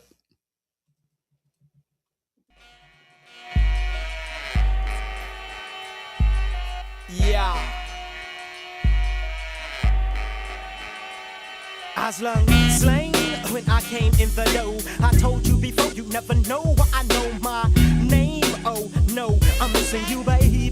My pro black flow, strange, but that's how I walk it. Slangs I talk it. If it don't chart, motherfuck it. How do niggas know that it's me when I come? Cause one hand's on my nuts and the other's on my gun. Enough big lights flick when my vocal tracks lick. Get so mad over it that they'll kill for the shit I get. So mad over it that they kill for the shit. Next track I have is the start of the second side. It's called Name Brand Gun. I have Black Juice before that. I do not have that, so we will go with Black Juice. His name is Orenthal.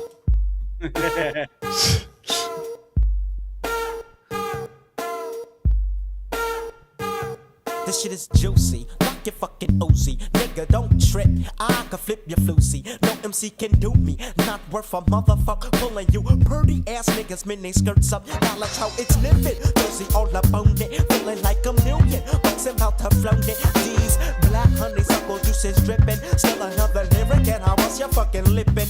Listen, Trenton's hitting, getting Jersey's rocks off. Long Island Railroad. I'm digging the shit out of this record. Fuck yeah. So that was track number 6. Track number 7. Now do you have Name Brand Gun? Yeah, I do. I have it listed here as Name Brand Gum, but I don't know which one's correct. Well, I had gun with 2 N's, so it might be gum. It could be that. We'll see. All right, let's try it. Is a white man with a gun. Yes. It's a murder. It's a go books. Murderer. Hey, come in. Yeah, man. I hear some boy talk about them have Tech 9. Them a lick Glock. Them a lick Rob McMaster. Them a lick Uzi. Name Brand Gun. And I'm in Gatineau, where all the slang comes from. Kids lip shit, but yo, they don't want none. Niggas know exactly who to fuck with. Look, you better duck, kid. I'm about to boss it again. One crooked papa to my yard. Got firearm. And just shot out his brain. Oh shit, getting zacking up again. Let me get this loot and then get up on my way. Get up on my way. Track number 8. Yep. Tu Shum Pang. Looks good to me. Surprised I got it right. don't know if you did. I'm just. Wicked them music. Yeah, man. Check it out, right? Tension pang, tension pang, bim. Tension pang, tension pang, right? Tension pang, tension pang, wah. Tension pang, tension pang. Fresh out the jets, this stiff neck sound. Jersey B-boy, and I'm about to shoot up or sit down. Rhythms, and I keep my. So I did say it right. Yeah. Next track, Solo. Not to be confused with Jolo. No. You think that how Dr. Martin Luther King won the Nobel Peace Prize? No!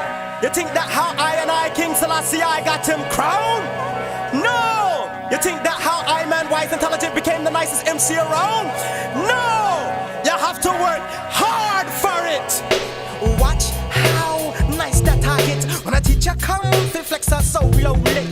This shit hesitates your intellect faster my step yet. Yeah, I'm on top of it. Look, if I was you, bitch, I'd rap, chat, and sing. Interesting. So we are up to what, 6, 7, 8, 9. What are we up 1, to? 2, 10? 3, 4, 5, 6, 7, 8, 9, 10. Yes. I have Rastafarian Girl. Yes. Perfect. Perfect. Purple.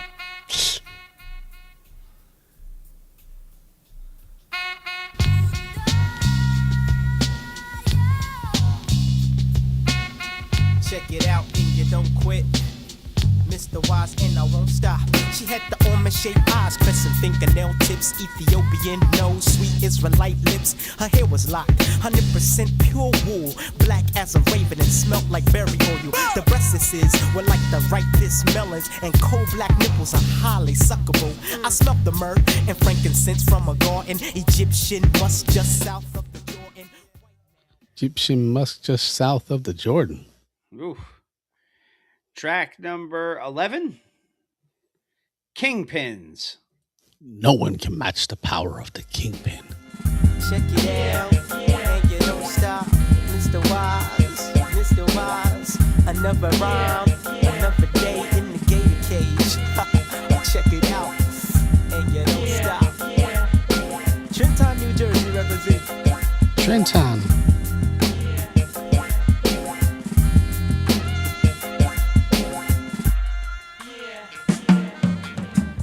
After slavery, baby, black people make this shit. All this free labor left us drowning in these crackers spit. No retribution, projects, and a broken home. Can't stop the violence cause you reaping what your That's all the tracks I have. I'm sure you have one last one. Send Femi Gun. Okay, you said it. Yep. Now I'm going to play it. Why is here on the rhyme, obscure production? Yeah, man. What you want? You fucking bootlickers, kissing ass for some stickers. Then you wonder why I despise you niggas. Ain't saying nothing about nothing but frontin'. Acting like you're rockin', that's Charles S. Dutton. No olive button, becoming I work for nothing. Every time teacher what? Boy, man, I forget something. Honey, girl, let me get the money. It might sound funny, but I'm no dummy. But I'm no dummy. I like the Charles S. Dutton reference. Mm-hmm. Little rock action. Yeah. I missed that show too. I watched that religiously for the one season it was on. Yeah.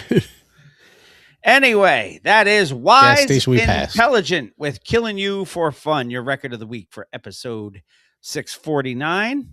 I'm trying to see if there were any singles released off of it. I do not see any. I don't remember any. I don't see any charting action for it either. But the reason why it was our record of the week is because your artist of the month for July of 2026 is Wise Intelligent, along with Culture Freedom, Poor Righteous Teachers. Yes. And their apple pie. PRT for short. So go check out some Poor Righteous Teachers this month. And I hope you enjoyed some Wise Intelligent. That was a good record. I thought so. We have... Say what? An old to the new before we take our final break of the evening. We do? Old to the New for episode 649 is the first release from the upcoming EP, The Shift.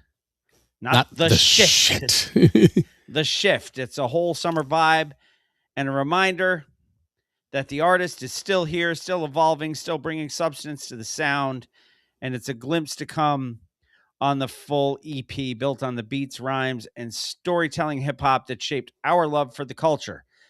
I was just talking to Alfredo about him, like, not even a week ago. And he's like, I wonder what he's doing now. So I had to go look. Mm-hmm. And then here was this. It came out May 1st. I'm like, whoa, how did I miss this? Because, you know, it's kind of what I do. Mm-hmm. But I can't search for everybody. But you did search for the Kid Sensation. I did. Kid Sensation from the Emerald Street Posse. Sir Mix-a-Lot's ECP. Yeah. Kid Sensation bringing you the song Still, You're Old to the New for episode 649.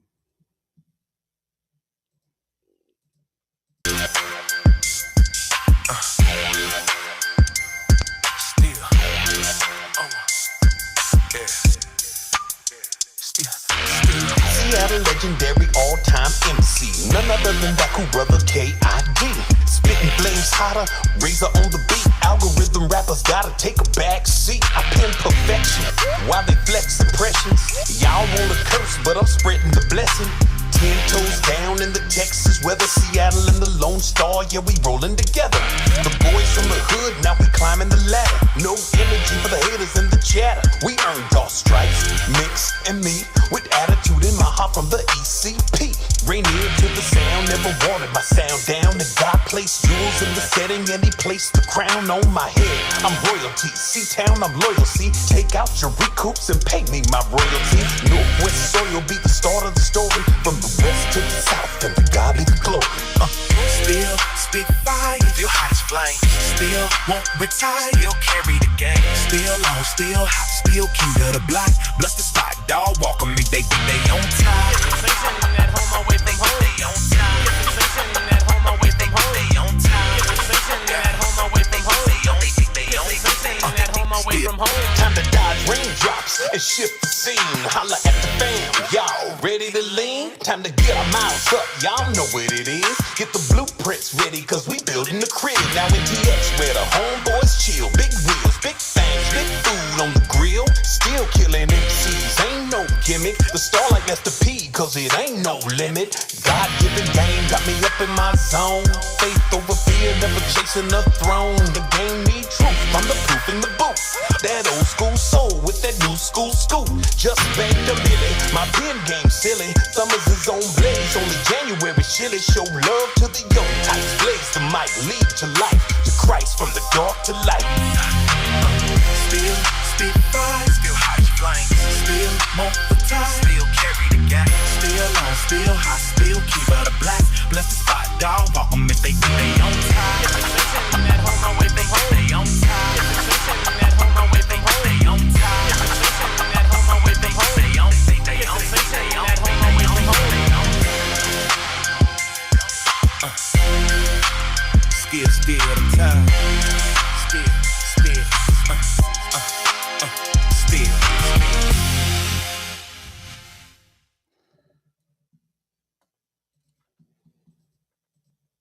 All right, I would definitely say that's got me amped for this new record to come out from Kid Sensation. Yeah. At home, away from home. And it's funny, right as it started, I was like, yeah, that's got a Sir Mix-a-Lot feel to it. Well, I believe that's Posse on Broadway just kind of Yeah. Reworked. redone there. Yeah. So, yeah, that is Still by Kid Sensation off of the EP The Shift, which when that comes out, I'm sure we will do something with it. Yeah, it'll be on here. And that is your Old to the New for episode 649. So go give that a spin. I'm sure that's available on all of your streaming services. Yeah, great track. Yeah. Good find. The Shift coming out soon. Kid Sensation with Still, your Old to the New, the Artist of the Month, Poor Righteous Teachers, Record of the Week, Wise Intelligent, Killing You for Fun, and the one and done DDC Plate Full of Funk. We're going to take our final break of the evening. And when we come back, it will be time for BBB brings you BRZLs on Mr. Throwback Thursday, episode 649. Come on back. Yay. Get to the motherfucking piano over here. Oh, I gotta get my disclaimer first. Sorry. Ding, ding, ding, ding, ding. Alrighty. The hat is on. The buck bald is in place. Nice. Buck bald beret. How about me and Kid Sensation at home away from home? A Black Benz limo. With the cellular phone. Indeed. Which is probably a bag phone.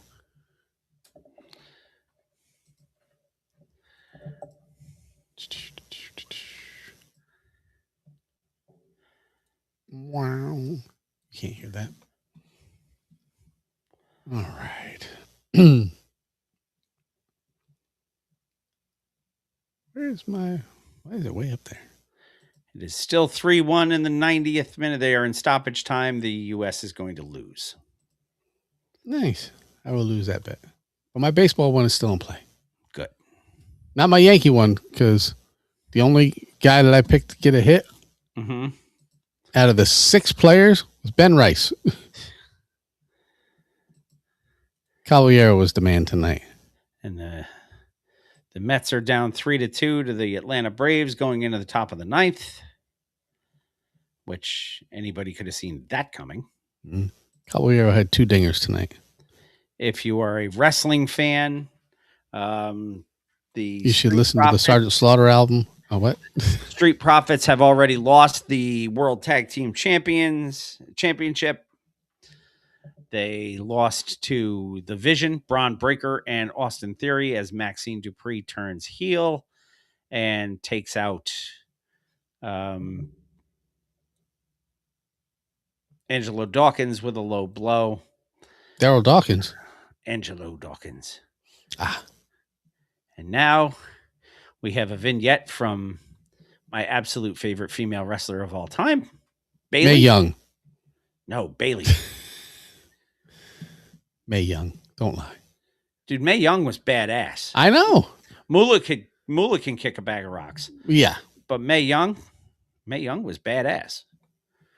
But Bayley's my girl. She was nice to Emily when we saw her at NXT years and years ago. So there you have it. The Jets have a Bayley on their roster this year. They do. Bailey Zappi. Oh my God. Yep. Backing up Gino. Back it up. I'd rather have old Greg McElroy back. Greg McElroy Jetson. Yes. He's doing shit for Sirius XM radio, isn't he? He retired after like 3 years in the league. Yeah, I think he's doing shit for college football on XM radio. Yes, John, the Twins did do very well against the Yanks. They took 2 of 3, but they're a run producing machine. They are. The Twin City guys. All right. You ready? Never, but has that ever stopped us? No, and nor will it. I'm going to unmute, so you're going to echo, so shush. And I'm going to hit this button over here and bring us in with a Shree. Who's your mama?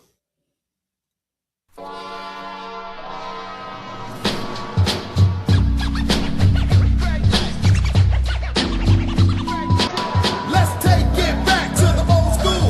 Let's take it to Union Square. This is Greg NICE, and you're listening to my boys, Jamie and Bill, on that only classic hip-hop podcast that matters, Mr. Throwback. Let's take it back to the old school. Let's take it to Union Square. Let's take it back with my boys, Jamie and Bill, because they was there.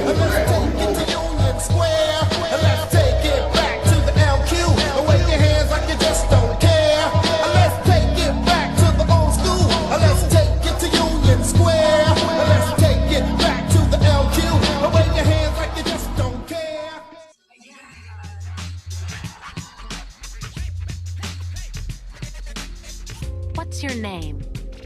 My name? I became a bill, and I'll remain a bill until they decide to make me a law.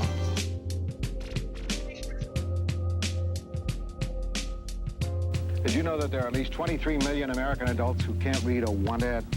Or a book, or a job application. That's why we have RIF. RIF is reading is fundamental. Most people probably don't listen to the message, Most people probably don't listen to the lyrics. but they should. Welcome to Bill Reads Lyrics.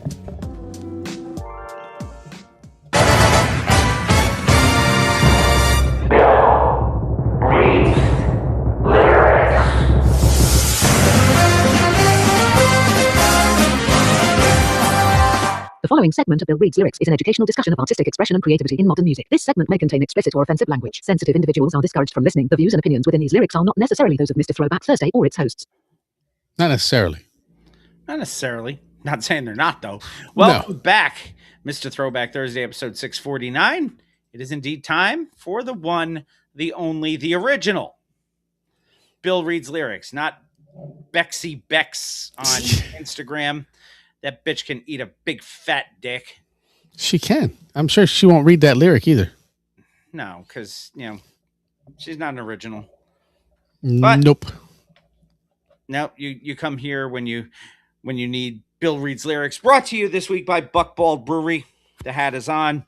Thank you to our friends at Buckbald Brewery for always supplying us with fine quality beverages. And would you be so kind, my friend, to go into the private Chizat and do whatever it is we need to do? And I'm gonna throw some people for a loop this week because I'm not gonna do some standard sexually explicit lyric this week to show you guys that that's not what the segment's all about. No, not it's just all about. No, not all, a lot of it is about that, but not always. Sometimes I just want to hear Bill read some other fucked up shit. Well, you've come to the source with this artist, with this guy, Dr. Do-oom. Indeed. Where am I going? Verse 1. Take it from the top. Intro, that's chorus. Here's verse 1. Okay. Yes. I am where I need to be. All right. Then with no type of ado. None. Sesame Street Grover Styley, whether nearer or further, we will cue that motherfucking piano. Apartment 223 with body parts under my bed. Cut your abdomen out. Stab your fucking leather coat. I chant while candles burn with robes on. You will learn Christian or Hebrew. On the balcony, I see you. The devil's coffins with corpse, of course, in a mental state earthquake. Schizophrenic eating Campbell's soup. Taking a piss. Urinalysis test. I hope you wear a fucking bulletproof vest. Just purchased the Charter Arms 38. When you entered the confetti hellgate on the peed floor, bloody towels on sculptures, machine guns, and suitcases. For all you Nickelbacks with two faces, mass murderer should have been in San Quentin. I'm doing life to 10 when I come home. You goddamn right I'm going back again. Fuck the drinks on the table. While you sleep, I take pictures of bullets in your navel. Open your face and pour milk in your forehead. Count the bodies. That's 4 dead. Look behind your fucking back. With the drill bit in your ass crack. Extreme pressure. Teach you a lesson. Fuck or confession of evil, I march with black sheets on the Sunset streets. With hoods like Dracula. I walk in back of you dragging your stomach parts to McDonald's. Drink Absolute bottles and bottles while you're trying to fuck with the most exotic models.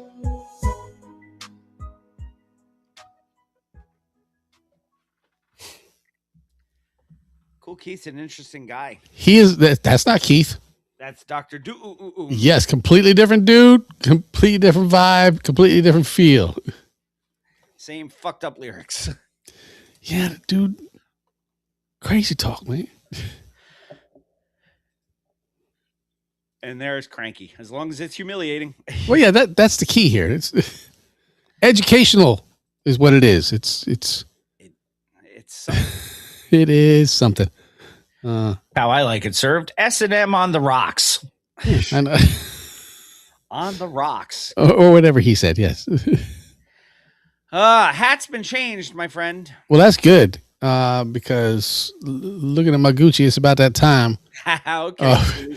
For you to take us the fuck home. Schooly School was on that same playlist I was listening to on my drive. Was he? I think it was the first artist I heard.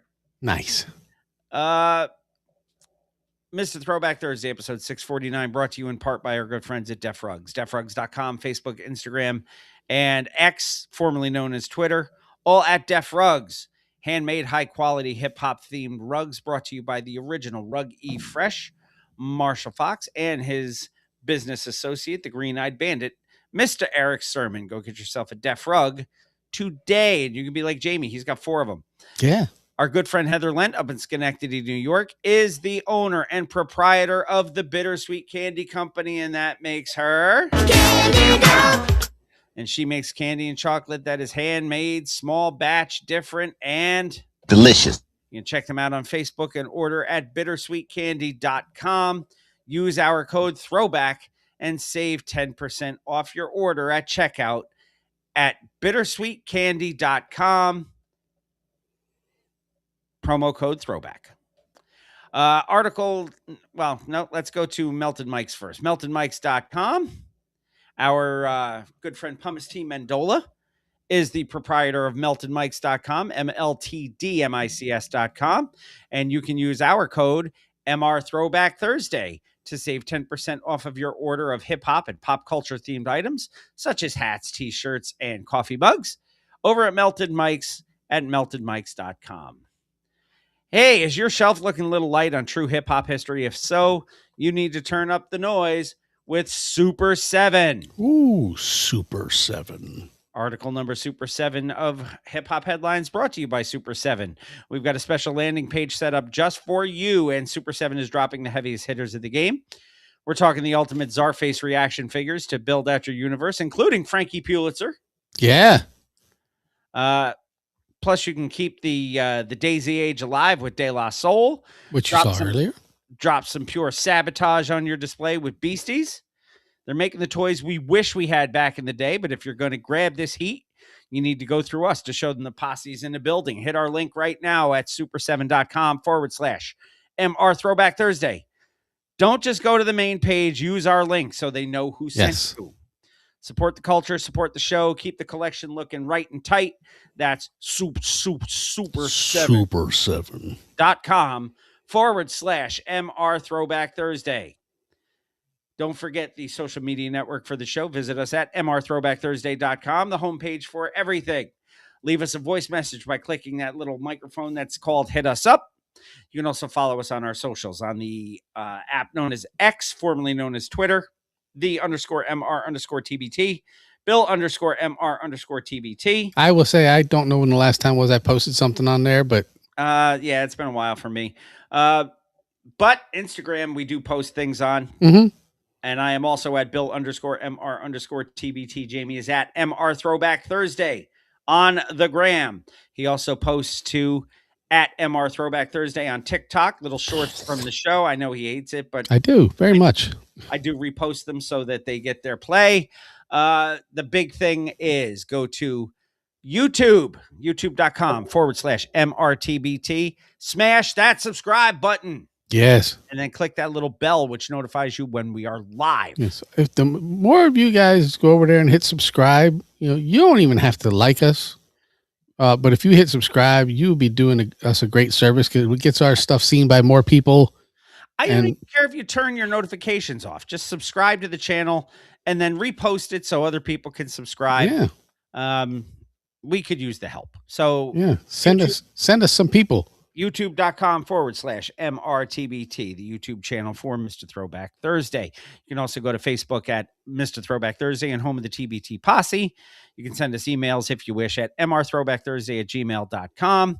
And if you want to be part of the TBT Posse Street Team, where you can be part of spreading the word, slapping stickers on light poles. Got new decals coming just for that purpose. Or being a person on the street hosting a TBT game show, email us at tbtpossestreetteam@gmail.com. Yeah, I'll bring Flat Cool J back again. Shout outs time. Yeah, when school starts, I think we can. Shout outs to Gail Dunmeyer, Manny Baez, Sarah Henderson, John Henderson, Hugo Gonzalez, Sanket Patel, the Shrieking Warrior Jennifer Buchanan, Jason Heath, Jessica Walker, Shane Hatley, Ahoy Mateys Captain Ricky Schnarr, Mr. Cranky Pants Brian Hollenbeck, the legendary Kevin Van Buren, Robert Jeffroy, Kate Harvey, Catherine Liska, Jessica Walker, Lion Lindwoodell, and Wanda Calamia and Gunther. They get announced every week because I got 5 on it. Or more. You want to get your name mentioned every week? Become a patron. Go to patreon.com/MRTBT. Or you can go to MrThrowbackThursday.com, find the little link in there that says become a patron. It'll bring you there. Anyway, Don't forget our friends. As always, check out 1980s Now, Will, Cat, and John. Check out Anthony, Imran, and Rug Boy over at Jock and Nerd Podcast. New episode of What's the Word dropped this week with our good friend, yes, Brooklyn Ty. So go check out the What's the Word podcast with Brooklyn Ty NYC. And our good friend, the hardest working turntablist in the world, the proprietor of itsfreshradio.com.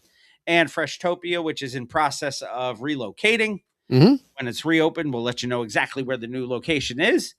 Once it's open, I'm sure we'll be able to get the world premiere of each episode of our show at 9 p.m. Eastern Standard Time still. After that, you can get the Fresh Radio app for your phones, and you can also go to Wild One Radio at wildoneradio.com, 7 a.m. Eastern Standard Time. Don't forget to subscribe, rate, review, all of that good stuff.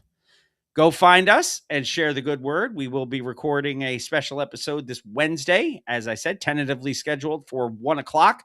Pay attention to all the social medias for the show just to confirm that time. And then who knows what will really happen. And then go to YouTube and smash that subscribe button and then click that bell so you know exactly when we go live with our recording. So do all the things. Do all the things that we ask you to do. Until then, go find us, share the good word. Take good care of yourselves. Wash your hands. Wash your butts. And until next time, keep it classic. And like Cool Keith said, open up your shin guards and tinfoil. Warming my bread and sauerkraut while your legs boil. And always remember, new school stale, old school fresh.